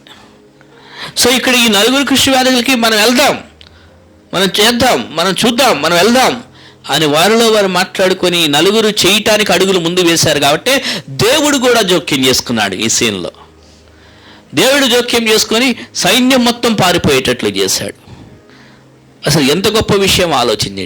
అంటే ఇదేదో కథగా చెప్పుకోవడానికి బాగుందండి, ఆ రోజుల్లో వాళ్ళకి చేశాడు కానీ మన రోజుల్లో మనకు అయిద్దంటారా అని అంటే, ఇదిగో ఎలీషా చెప్తే ఆ పక్కనున్న మాట్లాడాడు ఆఫీసరు ఏమనంటే, ఆకాశం తెరిసినా కానీ ఇవన్నీ జరిగే పనులు అంటారా అని ఆ లొక్కిలోకి వెళ్తాం. అప్పుడు ఎలీషా ఏమన్నాడు ఆ వ్యక్తిని, నువ్వు కళ్ళారా చూస్తావు, ఆ దీవెనేంటో కళ్ళతో చూస్తావు, వేరే వాళ్ళు పొందటంగా నువ్వు మాత్రం అనుభవించలే. అదేంటి వాళ్ళు పొందుకుంటున్నారు అవన్నీ? ఎస్, నీకు అనుమానం ఉందిగా, మరి నీకు అపనమ్మకం ఉందిగా, నువ్వు పొందుకోలేవని ఎలీషా అప్పుడే చెప్పేశాడు అక్కడ.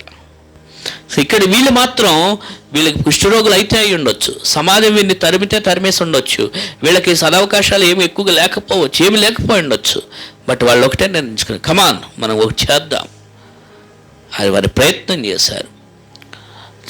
చేశారు కాబట్టి దేవుని యొక్క కార్యాలు అక్కడ వారి జీవితంలో చూడగలిగారు. మనం ఏమి చేయకుండా, ఏం ప్రయత్నం చేయకుండా దేవుడా నన్ను దీవించు, దేవుడా నన్ను దీవించు, దేవుడా నన్ను దీవించు అంటే దేవుడు అలా చేయడు. బైబిల్ ఏముందంటే అతడు చేయునదంతయు సఫలమగురు అని ఉంది. చేయాలి కదా సఫలం అవ్వాలంటే. నేను ఏం చేయనండి దేవుడే అంతా ఫలితం చేపిస్తాడు. నో, నెల వెళ్ళాలి, ఉద్యోగం చేయాలి, జీతాన్ని దేవుడు ఇస్తాడు, ఆ కష్టాన్ని 5 రొట్టెలు 2 చిన్న చేపలుగా ఆశీర్వదిస్తాడు. దేవుడు ఏం తక్కువ చేయడు ఎవరికి. మనం అడుగులు వేస్తే అడుగులు తీసి ముందుకు వెళ్తూ ఉంటే దేవుడు చేసేది చేస్తూ ఉంటాడు. అది మనం ముందుకెళ్తూ ఉంటే చూస్తూ ఉంటాం దేవుని కార్యాలు. ఏదో ఇంత రెడీ చేసుకొని ఇంత సిద్ధం చేసుకున్న తర్వాత అప్పుడు నేను 2 అడుగులు ముందుకేస్తానంటే దేవుని మీద విశ్వాసం ఏముంది? దేవుడు ఏం చూపించినా చూపైనా ఆయన మాట ఇచ్చాడు, ఆ మాటను నమ్మాలి. సో వీరు వారికి ఉన్నటువంటి గొప్ప విషయం ఏంటంటే, సరే వెళ్దామని తెచ్చుకుని వెళ్ళారు, పొందుకున్నారు. కానీ వాళ్ళ మంచితనము, వాళ్ళ గొప్పతనము, వాళ్ళకు ఉన్నటువంటి గొప్ప విషయం, వాళ్ళ హృదయం అక్కడితో ఆగిపోలేదండి. వాళ్ళు ఏం చేశారో తెలుసా? 9వ వచనంలో, 2వ రాజుల గ్రంథము 7వ అధ్యాయము 9వ వచనం. 2 రాజులు 7వ అధ్యాయము 9వ వచనం. వారు అంటే ఇప్పుడు ఈ 4 కుష్ఠరోగులు, ఈ 4 కుష్ఠరోగులు వాళ్ళలో వాళ్ళు ఇప్పుడు మళ్ళీ మాట్లాడుకుంటున్నారు రెండోసారి. ఇందాకేం మాట్లాడుకున్నారంటే, మనం చచ్చిపో వరకు ఇచ్చట ఎందుకు కూర్చుండవలను అని మాట్లాడుకున్నారు. ఇప్పుడు మళ్ళీ డిస్కషను ఏంటి? ఈ డిస్కషను మనము చేయునది మంచి పని కాదు.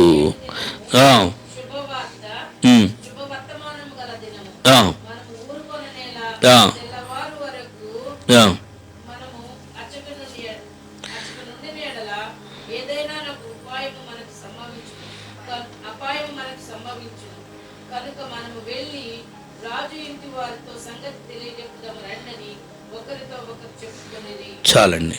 సో వీళ్ళు ఇంతవరకు యాక్చువల్గా వీళ్ళని సమాజం పట్టించుకోలేదు కదండి. ఎంతకాలం అసలు వీళ్ళకి ఎవరు కనీసం కొద్దిగా భిక్ష వేసిన వాళ్ళు కూడా లేరు కదా, అసలు వీళ్ళని మనుషులుగా కూడా లెక్కించిన వాళ్ళు లేరు కదా. వీళ్ళంతా చెప్పాలంటే వీళ్ళు అసలు తృణీకారం పొందారు. అఫ్కోర్స్ కుష్ఠరోగం వచ్చింది కాబట్టి పాత నిబంధన కాలం ప్రకారం వాళ్ళకున్న రూల్స్ ప్రకారం వాళ్ళని ఊరు బయట పెట్టమనేవాళ్ళు. ఇక వాళ్ళని బయట పెట్టే దగ్గర నుంచి వాళ్ళకి అసలు సరైనటువంటి పలకరింపులు లేవు, సరైన విధానం లేదు, వాళ్ళని పట్టించుకునే వాళ్ళు లేరు. వాళ్ళంతా కూడా అవమానమే, బాధే, దుఃఖమే. వాళ్ళ దగ్గర ఎవరు వాళ్ళని గురించి నిజంగా ఆలోచన చేసే వాళ్ళనే వాళ్ళు ఎవరు ఉండరు. అలాంటి వ్యక్తులు, అలాంటి అనుభవాల్లో వెళ్ళిన వీళ్ళు మాత్రము వాళ్ళు అప్పుడు అలా అన్నారుగా, వాళ్ళు అట్లా చేశారు కాబట్టి ఇప్పుడు నేను కూడా టిట్ ఫర్ ట్యాట్ చేద్దామని అనుకోలేదు. కానీ వీళ్ళు ఏం చేశారో తెలుసండి, వీళ్ళ మంచి హృదయం, మనము చేయనిది మంచి పని కాదు, నేటి దినం ఇది గొప్ప శుభవర్తమానం, రండి మనం వెళ్ళి ఊర్లో ప్రజలకు కూడా చెప్దాం. ఎందుకంటే పాపం వాళ్ళు కూడా ఆకలి దప్పులతో ఉన్నారు, కరువులో. వాళ్ళకు కూడా మనం ఈ సమాచారం అందిద్దాం, వాళ్ళకు కూడా మనం ఈ విషయాన్ని రాజు ఇంటికి తెలియజేద్దాం. రాజుకి తెలియజేస్తే అప్పుడు ఎందుకంటే షోమ్రోను పట్టణంలో నుంచి బయటికి వెళ్ళాలన్నా లోపల వెళ్ళాలన్నా ఇప్పుడు ఏమైందంటే రాజు ఆ యుద్ధ వాతావరణ పరిస్థితులను బట్టి బయట సిరియాలో ఉన్నారు కాబట్టి యుద్ధ వాతావరణ పరిస్థితి నుంచి మళ్ళీ రాజు పర్మిషన్ ఇస్తేనే ద్వారాలు తెరవబడతాయి. సో ఈ వార్తలు నేను రాజువారికి తెలియజేయాలి, అప్పుడు దేశ ప్రజలకి కూడా తెలిసిద్ది, వాళ్ళు కూడా దీవెన పొందుతారు అని చెప్పి వీళ్ళు ఇక్కడ వారు మాట్లాడుకుంటున్న విధానము చాలా గొప్పది. అంటే స్వార్థపరులు కాదు, ఏ దేశాన్ని మనసులో ఉంచుకున్న వాళ్ళు కాదు, మనల్ని వాళ్ళు సరిగా ట్రీట్ చేయలేదు కాబట్టి మనం ఎందుకు వాళ్ళకి మేలు చేయాలి అని ఎప్పుడు అనుకోలేదు. ఇది ఈ 4 కుష్ఠరోగుల్లో నుంచి మనం నేర్చుకోవాల్సిన పాఠం. ఆ కుష్ఠరోగులు వాళ్ళదే ఉందండి అంటామేమో, కానీ ఈ 4 కుష్ఠరోగులు మనకి ఎన్ని పాఠాలు నేర్పిస్తున్నారు చూడండి. ముందుగా ఏం నేర్పించారంటే చచ్చిపోయే వరకు ఇచ్చట ఖాళీగా ఎందుకు కూర్చోవాలి, ఏదో ఒకటి చేద్దాం పదండి, ఖాళీగా ఉండొద్దు అనే విషయంతో మొదలుపెట్టారు. అలాంటి విషయంతో మొదలుపెట్టి వెళ్తూ ఉండగా దేవుడు కూడా వాళ్ళకి సహకరిస్తూ వచ్చాడు. ఇప్పుడు ఇక్కడ సమృద్ధిని పొందిన తర్వాత అదంతా మన కోసమే ఉంచుకుందాంలే, ఎట్లానే మిగిలిన ప్రజలు మనల్ని పట్టించుకోలేదు కదా, కాబట్టి ఇప్పుడు మనం కూడా ఇట్లానే ఉందామని అనుకోలేదు. కానీ మేలు చేయటం కోసం నిస్వార్థమైన హృదయంతో శుభవర్తమానం చెప్దాము అని బయలుదేరుతున్నారు. ఇప్పుడు ఈ నలుగురు వెళ్ళి ఆ యొక్క రాజు దగ్గరికి డైరెక్ట్గా వెళ్ళడానికి అవకాశం లేదు కాబట్టి, అసలు ఫస్ట్ ఆఫ్ ఆల్ వీళ్ళు ఊర్లోకి వెళ్ళడానికి ఎంట్రన్స్లోకి రానివ్వరు, ఎందుకంటే కుష్ఠరోగులు.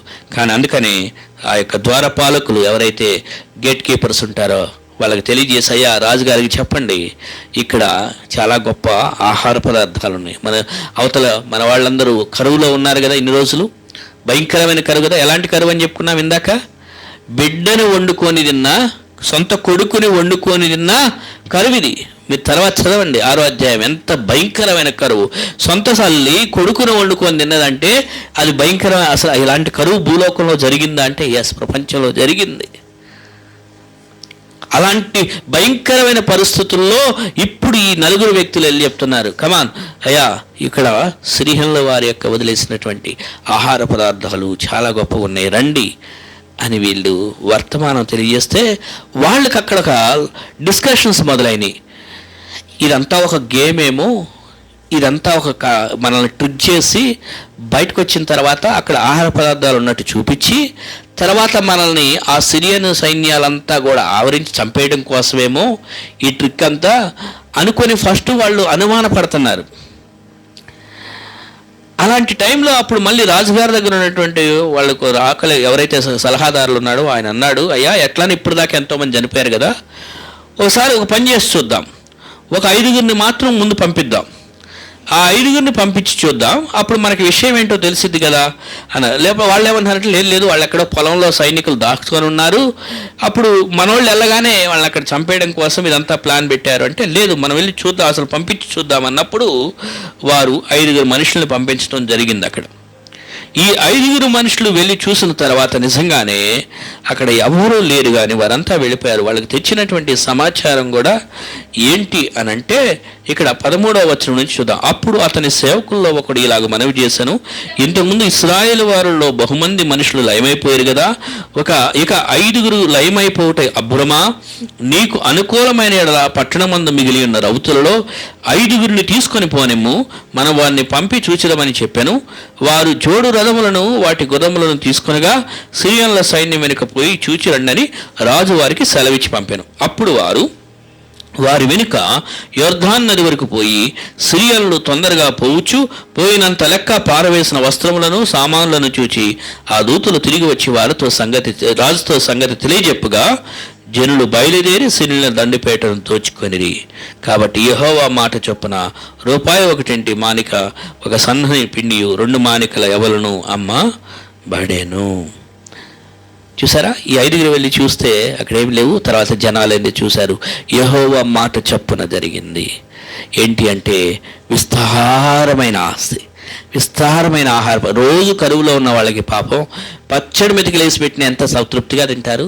కానీ ఇప్పుడు పచ్చడి మెతుకులు కాదు, రాజ్య సైన్యాలు తినే బలమైన ఆహారాలు, పౌష్టికమైనటువంటి, అది ఇక మించిన దేశంలో ప్రజలందరిని మించి గొప్ప స్థాయిలో తినే ఆహార పదార్థాలు అవి.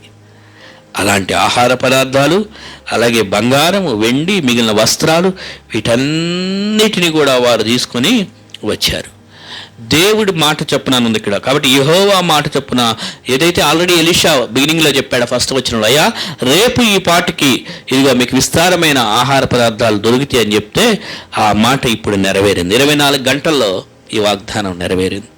అయితే అద్భుతమైన విషయం అది జరిగింది కదా. కానీ ఇందాక చెప్పుకున్నాం, ఒక ఆఫీసర్ ఉన్నాడు అధిపతి, వాడు మాత్రం కూసిన కోతలకి ఏం జరిగిందో 17వ వచనం ఉంది.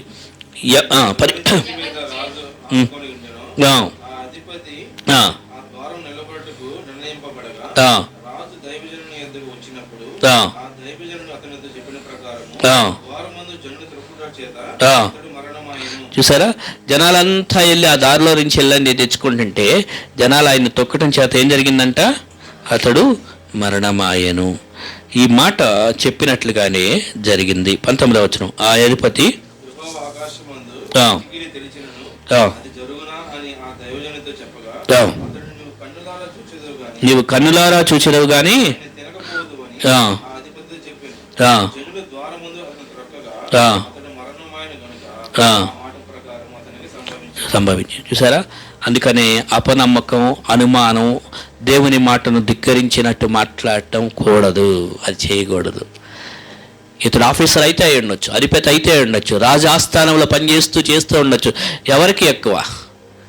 రాజుకి అయ్యని, దేవుడికి అయ్యేమి లెక్క కాదు. అబ్బో రాజుగారి దగ్గర ఆఫీసర్ కదా, నో, దేవుడు ఆయన్ని చూడు. దేవుని మీద విశ్వాసం ఉందా లేదా?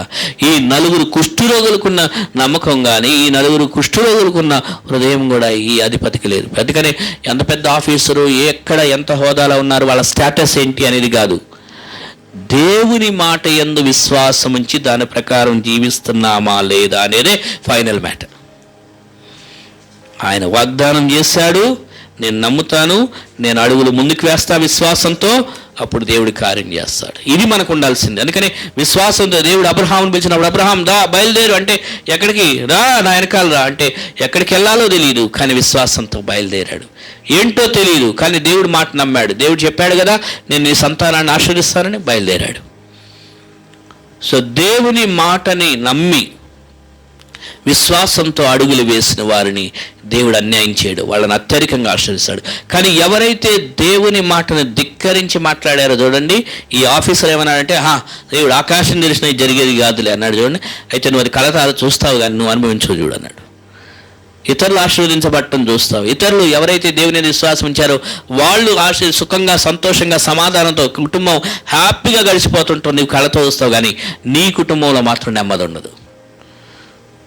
ఎందుకంటే దేవుని మీద విశ్వాసం లేదు, ఇంకా దేవుని మాటను ధిక్కరించి మాట్లాడాం కాబట్టి ఈరోజు మన హృదయాల్లో దేవుడు పరీక్షిస్తున్నాడు. నేను ఆయన దేవుని మాటల్ని, ఆయన క్యారెక్టర్ని నమ్ముతున్నానా? నేను ఇప్పుడు అంత పెద్ద దేవుణ్ణి కొందరు వ్యక్తులు అంటారు, ఏంటి నువ్వు నన్ను నమ్మట్లేదా, లేకపోతే పలానా వ్యక్తిని నమ్మట్లేదా అంటారు. ఒక మనిషినే మనం అంత మాట్లాడతామే, మరి ఆ దేవాతి దేవుడు ఆయన మనం నమ్మొద్దా? నమ్ముదాం, ఆయన మాట మీద విశ్వాసం ఉంచుదాం. గత వారం కూడా ఇట్లాంటి వాక్యమే చెప్పుకున్నాం. రాత్రంతా కష్టపడ్డాం, ఏం దొరకలేదు. కానీ నీ మాట చెప్పున అయ్యా నీ మాట చెప్పావు, నేను నమ్మాను, ఇదిగో క్రియ చేస్తున్నా అని వల వేశాడు. విస్తారమైన చేపలు పట్టాడు. రాత్రంతా పట్టలేకపోయిన వాడు నీ మాట చెప్పున అన్నాడు. చూసారా, దేవుని మాట చెప్పున. ఆయన మాట గొప్పదండి. సృష్టించగలడు, చేయగలడు. ఏమీ లేని దాంట్లో నుంచి ఇంత పెద్ద సృష్టిని చేస్తున్న దేవుడు. ఇసుక రేణువులను కూడా ఆయనే సృష్టించిన దేవుడు. సకల జీవులకు ఆహారాన్ని ఇస్తున్న ఆయన దేవుడు. మన జీవితాల గురించి కూడా ఆయన అన్ని చూసుకునే దేవుడు. అది మనం నమ్మాలి. మన కోసం ఏదైనా చేయగలరు. యుద్ధాలు, అక్కడ యుద్ధపు గాలి పుట్టించేసరికే సైనికులు పరిగెత్తుకుపోయారు. కాబట్టి ఎదుటోళ్ళ గుండెల్లో వాళ్ళకి పిరిగితనాన్ని పుట్టించడానికి దేవుడు గాలిని పుట్టించగలడు. మనకి ఏదైనా క్షణాల్లో అవసరాలు తీర్చడానికి కూడా ఏదైనా చేయగలడు. శత్రువుల చేత అక్కడ భోజనం ఏర్పాటు చేసినట్టు అక్కడ శత్రువులు వచ్చి మరి ఆహార పదార్థాలన్నీ పెట్టెళ్ళారు కదా. దేవుడు మన గొప్ప కాపరి, మనం చూసుకునే దేవుడు. ఆయన్ని నమ్ముదాం, ఆయన మాట మీద విశ్వాసం ఉంచుదాం, ఆయన క్యారెక్టర్ను నమ్ముదాం, ఆయన లక్షణాలు, ఆయన వ్యక్తిత్వం. ఆయన నమ్మదగిన దేవుడు, పరిశుద్ధుడు. అందుకని ఆయన పరిశుద్ధమైన మార్గాల్లో మనకు గొప్ప కార్యాలు చేసే దేవుడు. ఆ దేవుని నమ్మి గొప్ప కార్యాలు మన జీవితంలో చూసి గొప్ప సాక్షులంగా దేవుని కొరకు మనం నిలబడదాం. ఆ యొక్క నలుగురు కుష్ఠరోగుల వలె విశ్వాసంతో అడుగులు ముందుకు వేద్దాం. భయపడొద్దు. భయపడుతూ ఉంటే ఏమీ చేయలేం. వీళ్ళు భయపడలేదు కాబట్టే, వణకలేదు కాబట్టే, ధైర్యంతో కుష్ఠరోగులైనప్పటికీ నాలుగు అడుగులు ముందుకు వేశారు కాబట్టే దేవుడు ఆశ్రయించాడు. భయపడవద్దు. వణకకుడి అనే మాట ఇక్కడ అందుకనే రాస్తుంది, వణకకుడి అనే మాట. వణకవద్దు, ధైర్యంతో అడుగులు ముందుకేద్దాం. నువ్వు ప్రయత్నం చేయి ధైర్యంతో, విశ్వాసంతో. ఆ ప్రయత్నాన్ని దేవుడు దీవిస్తాడు. అది దేవుడు మనకు తెలియజేస్తాడు. మనం కూడా ఆ దేవునికి మహిమకరంగా జీవించుదాం. అటువంటి కృప దేవుడు మనకి దయచేయనుగాక. వాక్యం కొరకు ప్రకాష్ బ్రదర్ ప్రార్థన చేశాక తర్వాత మనం బలలో పాల్గొందాం.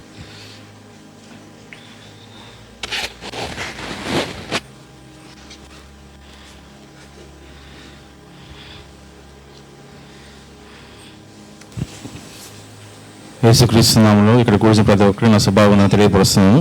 విన్న వాక్యాన్ని గురించి ప్రార్థించుకున్నాం. మహాపరిషద కృపల తండ్రి, నీ పాదాలకు స్థుతులు స్తోత్రాలు చెల్లించుకున్నాం తండ్రి. మరొక ఆదివారం నన్ను ఈ వనస్థలపురం సంఘంలో ప్రభావ ఈ విధంగా మేమందరం కూడుకుని ప్రభావ నిన్ను ఆరాధించే భాగ్యం మాకు ఇచ్చినందుకు నీకు వందనాస్తుతులు స్తోత్రాలు చెల్లించుకున్నాం తండ్రి. అయ్యా నశించి కోసం మమ్మల్ని ప్రభావ ఎదిగి రక్షించి ప్రభావ తండ్రి, ఈ విధంగా తండ్రి మీరు ఇచ్చిన అవకాశాన్ని బట్టి మీకు వందనాలు చెల్లించుకున్నాం తండ్రి. అయ్యా విత్తబడిన వాక్యాన్ని బట్టి మీకు వందనాలు చెల్లిస్తున్నాం తండ్రి. నేను మరి కుష్ఠరోగుల గురించి నేను ఒక గొప్ప వాక్యం ప్రభావ మాకు బోధించారు బాబా, దాన్ని బట్టి మీకు వందనాలు చెల్లించుకున్నాం తండ్రి. నన్ను ఈ వాక్యాన్ని నూరంతరం ఫలింపజేయమని మన ఏ శాతాన్ని కూడా దొంగిలించుకున్న ప్రభావాన్ని వాటి నీరు కట్టి ఫలింపజేయమని పెట్టుకుంటున్నాం తండ్రి. ఏ విధంగా అయితే కుష్ఠరోగులు ప్రభావాన్ని నేను వాళ్ళ యొక్క విశ్వాసంతో నాయన తండ్రి వాళ్ళు పొందుకున్న ధన్యతను ప్రభావ వాళ్ళు విడిచిపెట్టలేదు, కానీ వాళ్ళు కూడా నా తండ్రి నన్ను ఊరిలోనికి వెళ్ళి వాటన్నిటికీ చాటి చెప్పి ప్రభావ ఏ విధంగా నిన్ను మహిమపరిచారు ప్రభావ, ఆ విధంగా ప్రభావ మేము కూడా తండ్రి ఏదైనా అవిశ్వాసం ఉన్నట్లయితే దయతో మేము మన్నించమని పెట్టుకుంటే మీ విశ్వాసం ప్రభావ మీ ఎందు ఆనుకుని ప్రభావ తండ్రి ముందుకెళ్ళి కృపను దయచేసి పెట్టుకున్నాం తండ్రి. ఎందుకంటే ప్రభావ ఎవరైతే చింతపడతారో ప్రభావ దేవునికి స్తుతించలేని స్థితిలో ఉంటారు కాబట్టి ప్రభావ మా చింత యావత్తు మేము మీ మీద వేస్తున్నాం తండ్రి. నాయన తండ్రి ఆ యొక్క ప్రతి ఒక్క బలహీనత విడుదల దయచేయండి ప్రభావ తండ్రి. నీ మీద విశ్వాసం నుంచి ముందుకు కృపను దయచేయండి తండ్రి. అది ఏ విషయంలో తండ్రి మీకే మహిమ తెచ్చుకొని పెట్టుకుంటూ సమస్త మహిమ ఘనత ప్రభావం మీకే చెల్లించుకుంటూ నజరేయుడైన యేసుక్రీస్తు నామములో అడిగి వేడుకొని పొందుకున్న పరమ తండ్రి, ఆమేన్.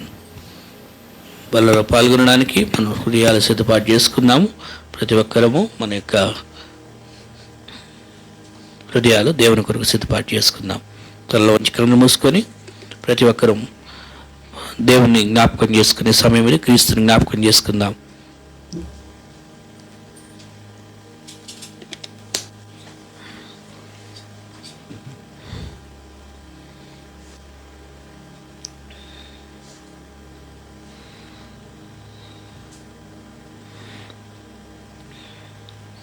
ప్రభువైన యేసుక్రీస్తు వారు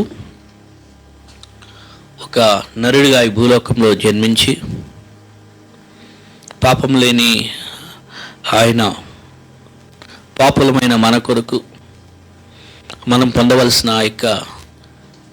ఆ స్థానంలో ఆ శిక్ష అనేటువంటిది యేసుక్రీస్తు వారు పొంది ఉన్నారు. కాబట్టి క్రీస్తుని జ్ఞాపకం చేసుకుందాం. మన కొరకు వేదన పొందిన ఆ యొక్క మరణ శిక్షను పొందిన కొరడాలు కొట్టించుకొనిన ముండ్ల కిరీటాన్ని పెట్టుకుంచుకొనిన క్రీస్తుని జ్ఞాపకం చేసుకుందాం. ఇదంతా మన మీద ప్రేమతో చేశాడు. నిన్ను నన్ను ఆయన ప్రేమించాడు. ఈ లోకంలో ఎవరు మనల్ని అంతగా ప్రేమించలేదు. ఈ లోకంలో ఎవరు మనల్ని మన కొరకు ప్రాణం పెట్టినంతగా కార్యం జరిగించలేదు. మరి క్రీస్తు మన కొరకే గాయాలు పొంది మనల్ని రక్షించడానికి క్రీస్తు వారు ఆ శిలువ శ్రమను పొందారు. కాబట్టి ఆ యొక్క క్రీస్తుని హృదయంలో తలపోసుకుందాం. ప్రేమగల దేవా, మా గొప్ప తండ్రి, మహోన్నతుడా, అయా పాపులము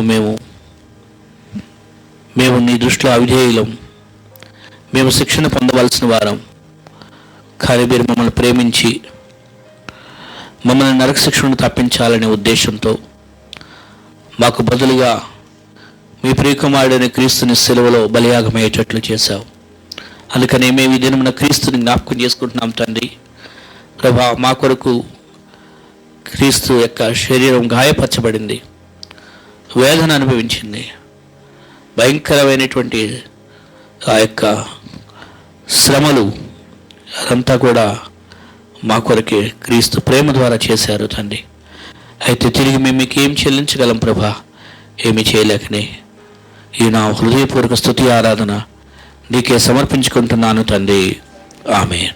రొట్టెలో పాల్గొన్నాం.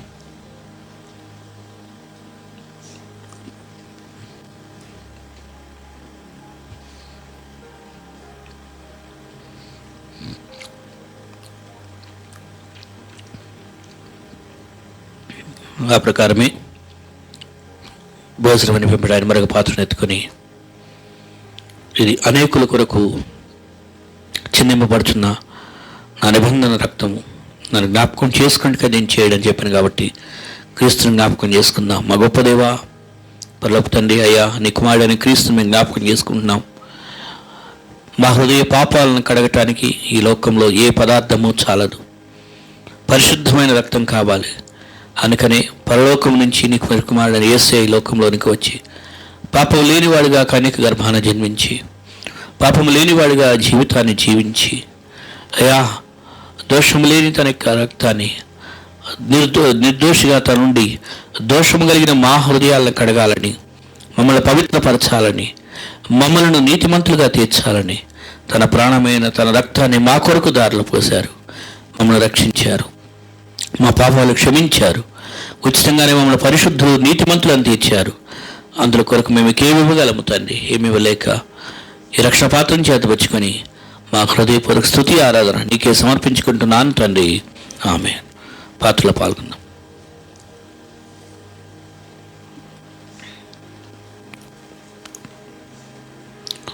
మహోన్నతుడా, మా గొప్ప తండ్రి, ప్రేమమయుడా, కరుణామయుడా, సత్యవంతుడైన తండ్రి, క్రీస్తు జీవాధిపతిగా మమ్మల్ని జీవింపజేస్తున్నారు. అవును, మేము మరణించిన వారం, కానీ క్రీస్తునందు జీవింపజేశాము. మరి క్రీస్తు జీవింపజేయడానికి ఆ యొక్క సెలవులో పొందిన గాయాలను మేము జ్ఞాపకం చేసుకునే అవకాశం ఇచ్చావు. ఈ బలలో పాల్గొనే అవకాశం అందరికి ఇచ్చావు, నీకు వందనాలు. ఇంకెవరైతే ఈ బలలో పాల్గొనలేకపోయారో వారిని క్షమించండి ప్రభా. మరొక అవకాశం వారికి దయచేయండి. మేము మరణించే రోజు వరకు, క్రీస్తు అక్కడ వరకు ఈ యొక్క క్రీస్తు ప్రేమ శిలువ సువార్త సందేశాన్ని ఇంకా నశించిపోతున్న వారికి చెప్పడానికి మీరు మమ్మల్ని నీ పాత్రలుగా వాడుకొనమని యేసు నామములో ప్రార్థించి వేడుకొనుచున్నాం తండ్రి. ఆమేన్.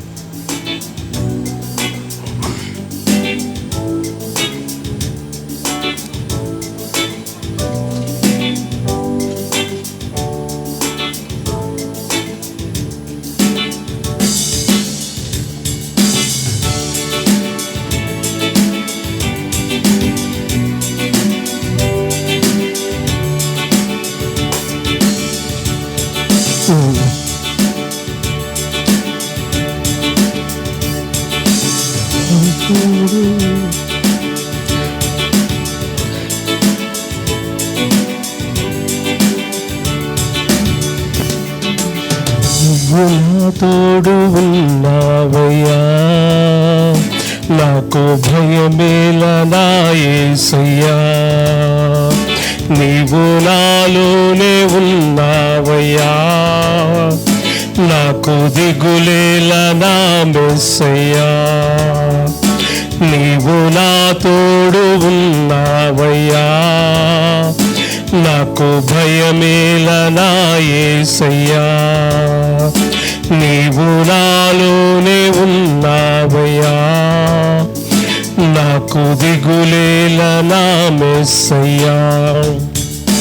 నాకు భయమేలా, నాకు దిగులేలా, నాకు చింతేలా, నాకు భీతియేలా. నాకు భయమేలా, నాకు దిగులేలా, నాకు చింతేలా, నాకు భీతియేలా. నువ్వు నా తోడు ఉన్నావయ్యా, నాకు భయమేలా నా యేసయ్యా. నువ్వు నాలోనే ఉన్నావయ్యా, నాకు దిగులేలా నా మెస్సయ్యా.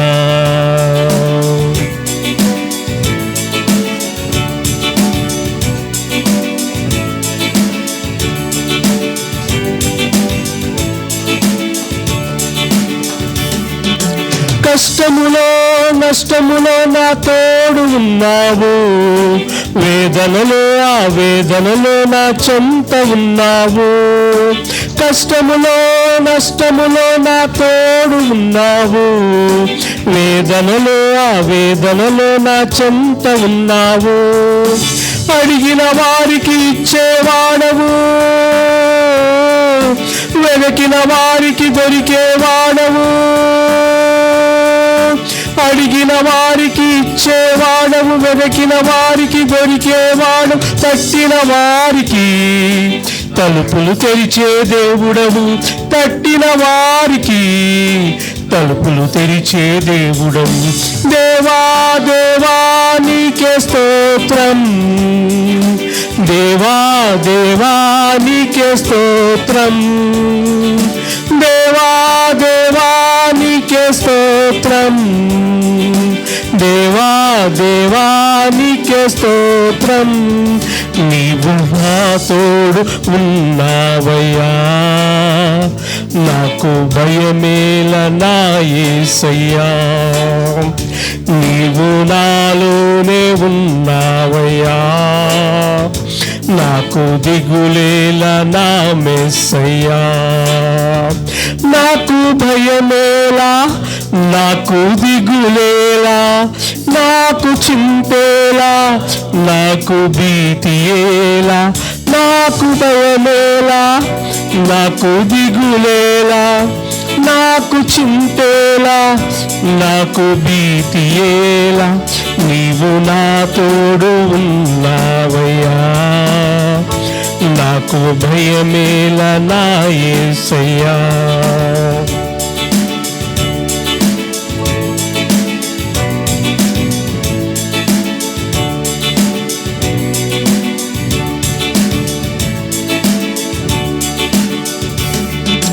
వ్యాధులలో బాధలలో ఊరటనిచ్చావు, రక్షణలో సంరక్షకుడై ధైర్యము పంచావు.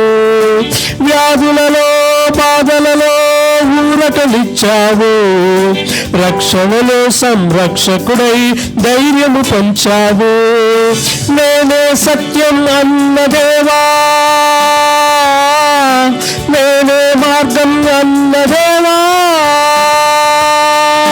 నేనే సత్యం అన్న దేవా, నేనే మార్గం అన్న దేవా, నేనే జీవము అని పలికిన దేవా, నేనే జీవము అని పలికిన దేవా. దేవా దేవా నీకే స్తోత్రం, దేవా దేవా నీకే స్తోత్రం, దేవా దేవా నీకే స్తోత్రం, దేవా దేవా నీకే స్తోత్రం. నీవు నా తోడు ఉన్నావయ్యా, నాకు భయమేల నా యేసయ్యా. నీవు నాలోనే ఉన్నావయ్యా, నాకు దిగులేల నా మెస్సయ్యా. నాకు భయమేలా, నాకు దిగులేలా, నాకు చింతేలా, నాకు భీతియేలా. నాకు భయమేలా, నాకు దిగులేలా, నాకు చింతేలా, నాకు భీతియేలా. నీవు నా తోడు ఉన్నావయ్యా, నాకు భయమేల నా యేసయ్యా. నీవు నాలోనే ఉన్నావయ్యా, నాకు దిగులేల నా మెస్సయ్యా.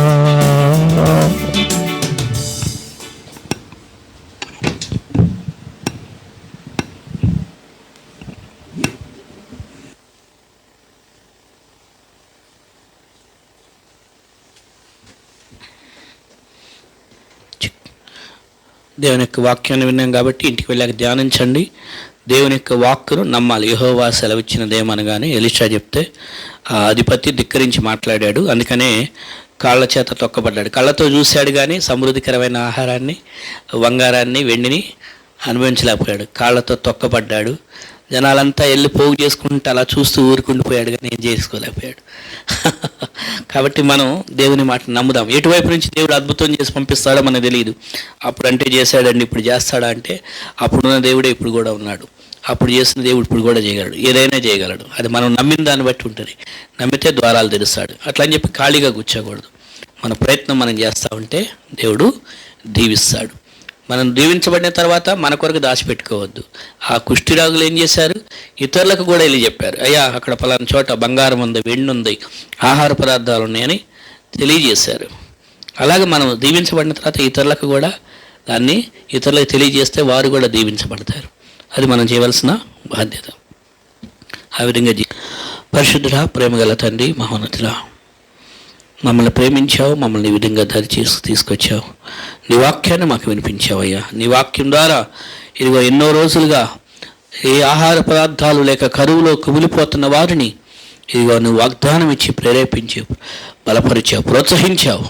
నమ్మిన వారికి ఆ దీవెన పొందుకునేటట్లు చేశావు. అవును ప్రభా, మా కష్టాల్లో, ఇబ్బందుల్లో, బాధల్లో నీవిచ్చే వాగ్దానాన్ని మేము విశ్వాసం ఉంచడానికి సాయం చేయండి. నేటి దినమున నువ్వు వాగ్దానం చేసావు, ఇదిగో రేపటి దినమున ఈ సమయానికి అని. అవును ప్రభా, మా జీవితాల్లో కొన్నిసార్లు నువ్వు సమయాన్ని కూడా ఇచ్చే దేవుడు కాబట్టి మేము నమ్మడానికి సాయం చేయండి. కొన్నిసార్లు అబ్రహాము కాలంలో అయితే అబ్రహాముని 100 సంవత్సరాల దాకా వెయిట్ చేయించావు, కొందరినైతే వెంటనే ఆశీర్వదించావు. నీ చిత్తం ప్రభా, మా జీవితంలో నీ కాలానుసారంగా కార్యాలు జరిగించండి. మేము ఖాళీగా కూర్చొనిక కుష్ఠవ్యాధి ఉన్నవారైనప్పటికీ కూడా వారు ప్రయత్నం చేసినట్లుగా విశ్వాసపు అడుగులు మేము ముందుకు వేయడానికి మా అందరికీ సహాయం చేయండి, కృప చూపించండి, అందరినీ దీవించండి. ఈరోజు వాక్యం విన్న కుటుంబాలని నీ వాక్యమందు విశ్వసించి ప్రోత్సహించమని కోరుచున్నాం. అలాగే తండ్రి, అనారోగ్యంగా ఉన్న జాన్ బ్రదర్ గారి కుటుంబం కొరకు ప్రార్థన చేస్తున్నాం. జాన్ బ్రదర్ గారు వారి ఫీవర్ విషయంలో నీవే వారిని ముట్టండి, స్వస్థపరచండి. మరి మెసేజ్ సిస్టర్ గారు కూడా తండ్రి అనారోగ్యంగా ఉన్నారని విన్నాం, ఫీవర్తో ఉంటుండగా మీరు ముట్టండి, స్వస్థపరచండి. మరి రమేష్ బ్రదర్ గారి కుటుంబాన్ని కూడా మరి క్షేమంగా తీసుకొచ్చావు, నీకు స్తోత్రాలు, వందనాలు అయ్యా. ఈ దినమున ఎవరైతే రాలేకపోయారో వారికి కూడా నీ కృపాకార్యాలు జరిగించండి అయ్యా. ఇక్కడ చేరవచ్చిన సంఘ కుటుంబ సభ్యులందరూ తండ్రి, ప్రదీప్ గారు, వారి తల్లిగారు గ్లాడియా సిస్టర్ గారు, అలాగే నిర్మలా సిస్టరు, ఆరెంజ్, భవిష్య, రమేష్ బ్రదరు, ఝాన్సీ, అలాగే గ్రేసీ, ఆద్విక్, అలాగే జాషువల్ గారు, రాణి సిస్టర్, వందన, ప్రకాష్ బ్రదరు తండ్రి, అలాగే తమ్ముడు తండ్రి శ్రీకాంత్ను బట్టి నన్ను బట్టి నీకు వందనాలు. మేమందరం నీ సన్నిలో ఉంటుండగా అయ్యా నీ వాక్యం చేత ఆదరించావు. ఈ వాక్యపు దీవెన మేము ఈ వారమంతా ధ్యానించుకుంటూ నీలో సమయం గడపడానికి సహాయం చేయమని, అలాగే విడుదలిచ్చిన కానుకను నువ్వు దీవించి వారికి రావాల్సిన ఆశీర్వాదాలు మెండుగా దయచేయమని మా ప్రియరక్షకుడైన యేసు నామములో ప్రార్థించి వేడుకొనుచున్నాం తండ్రి. Amen, amen. Praise lord.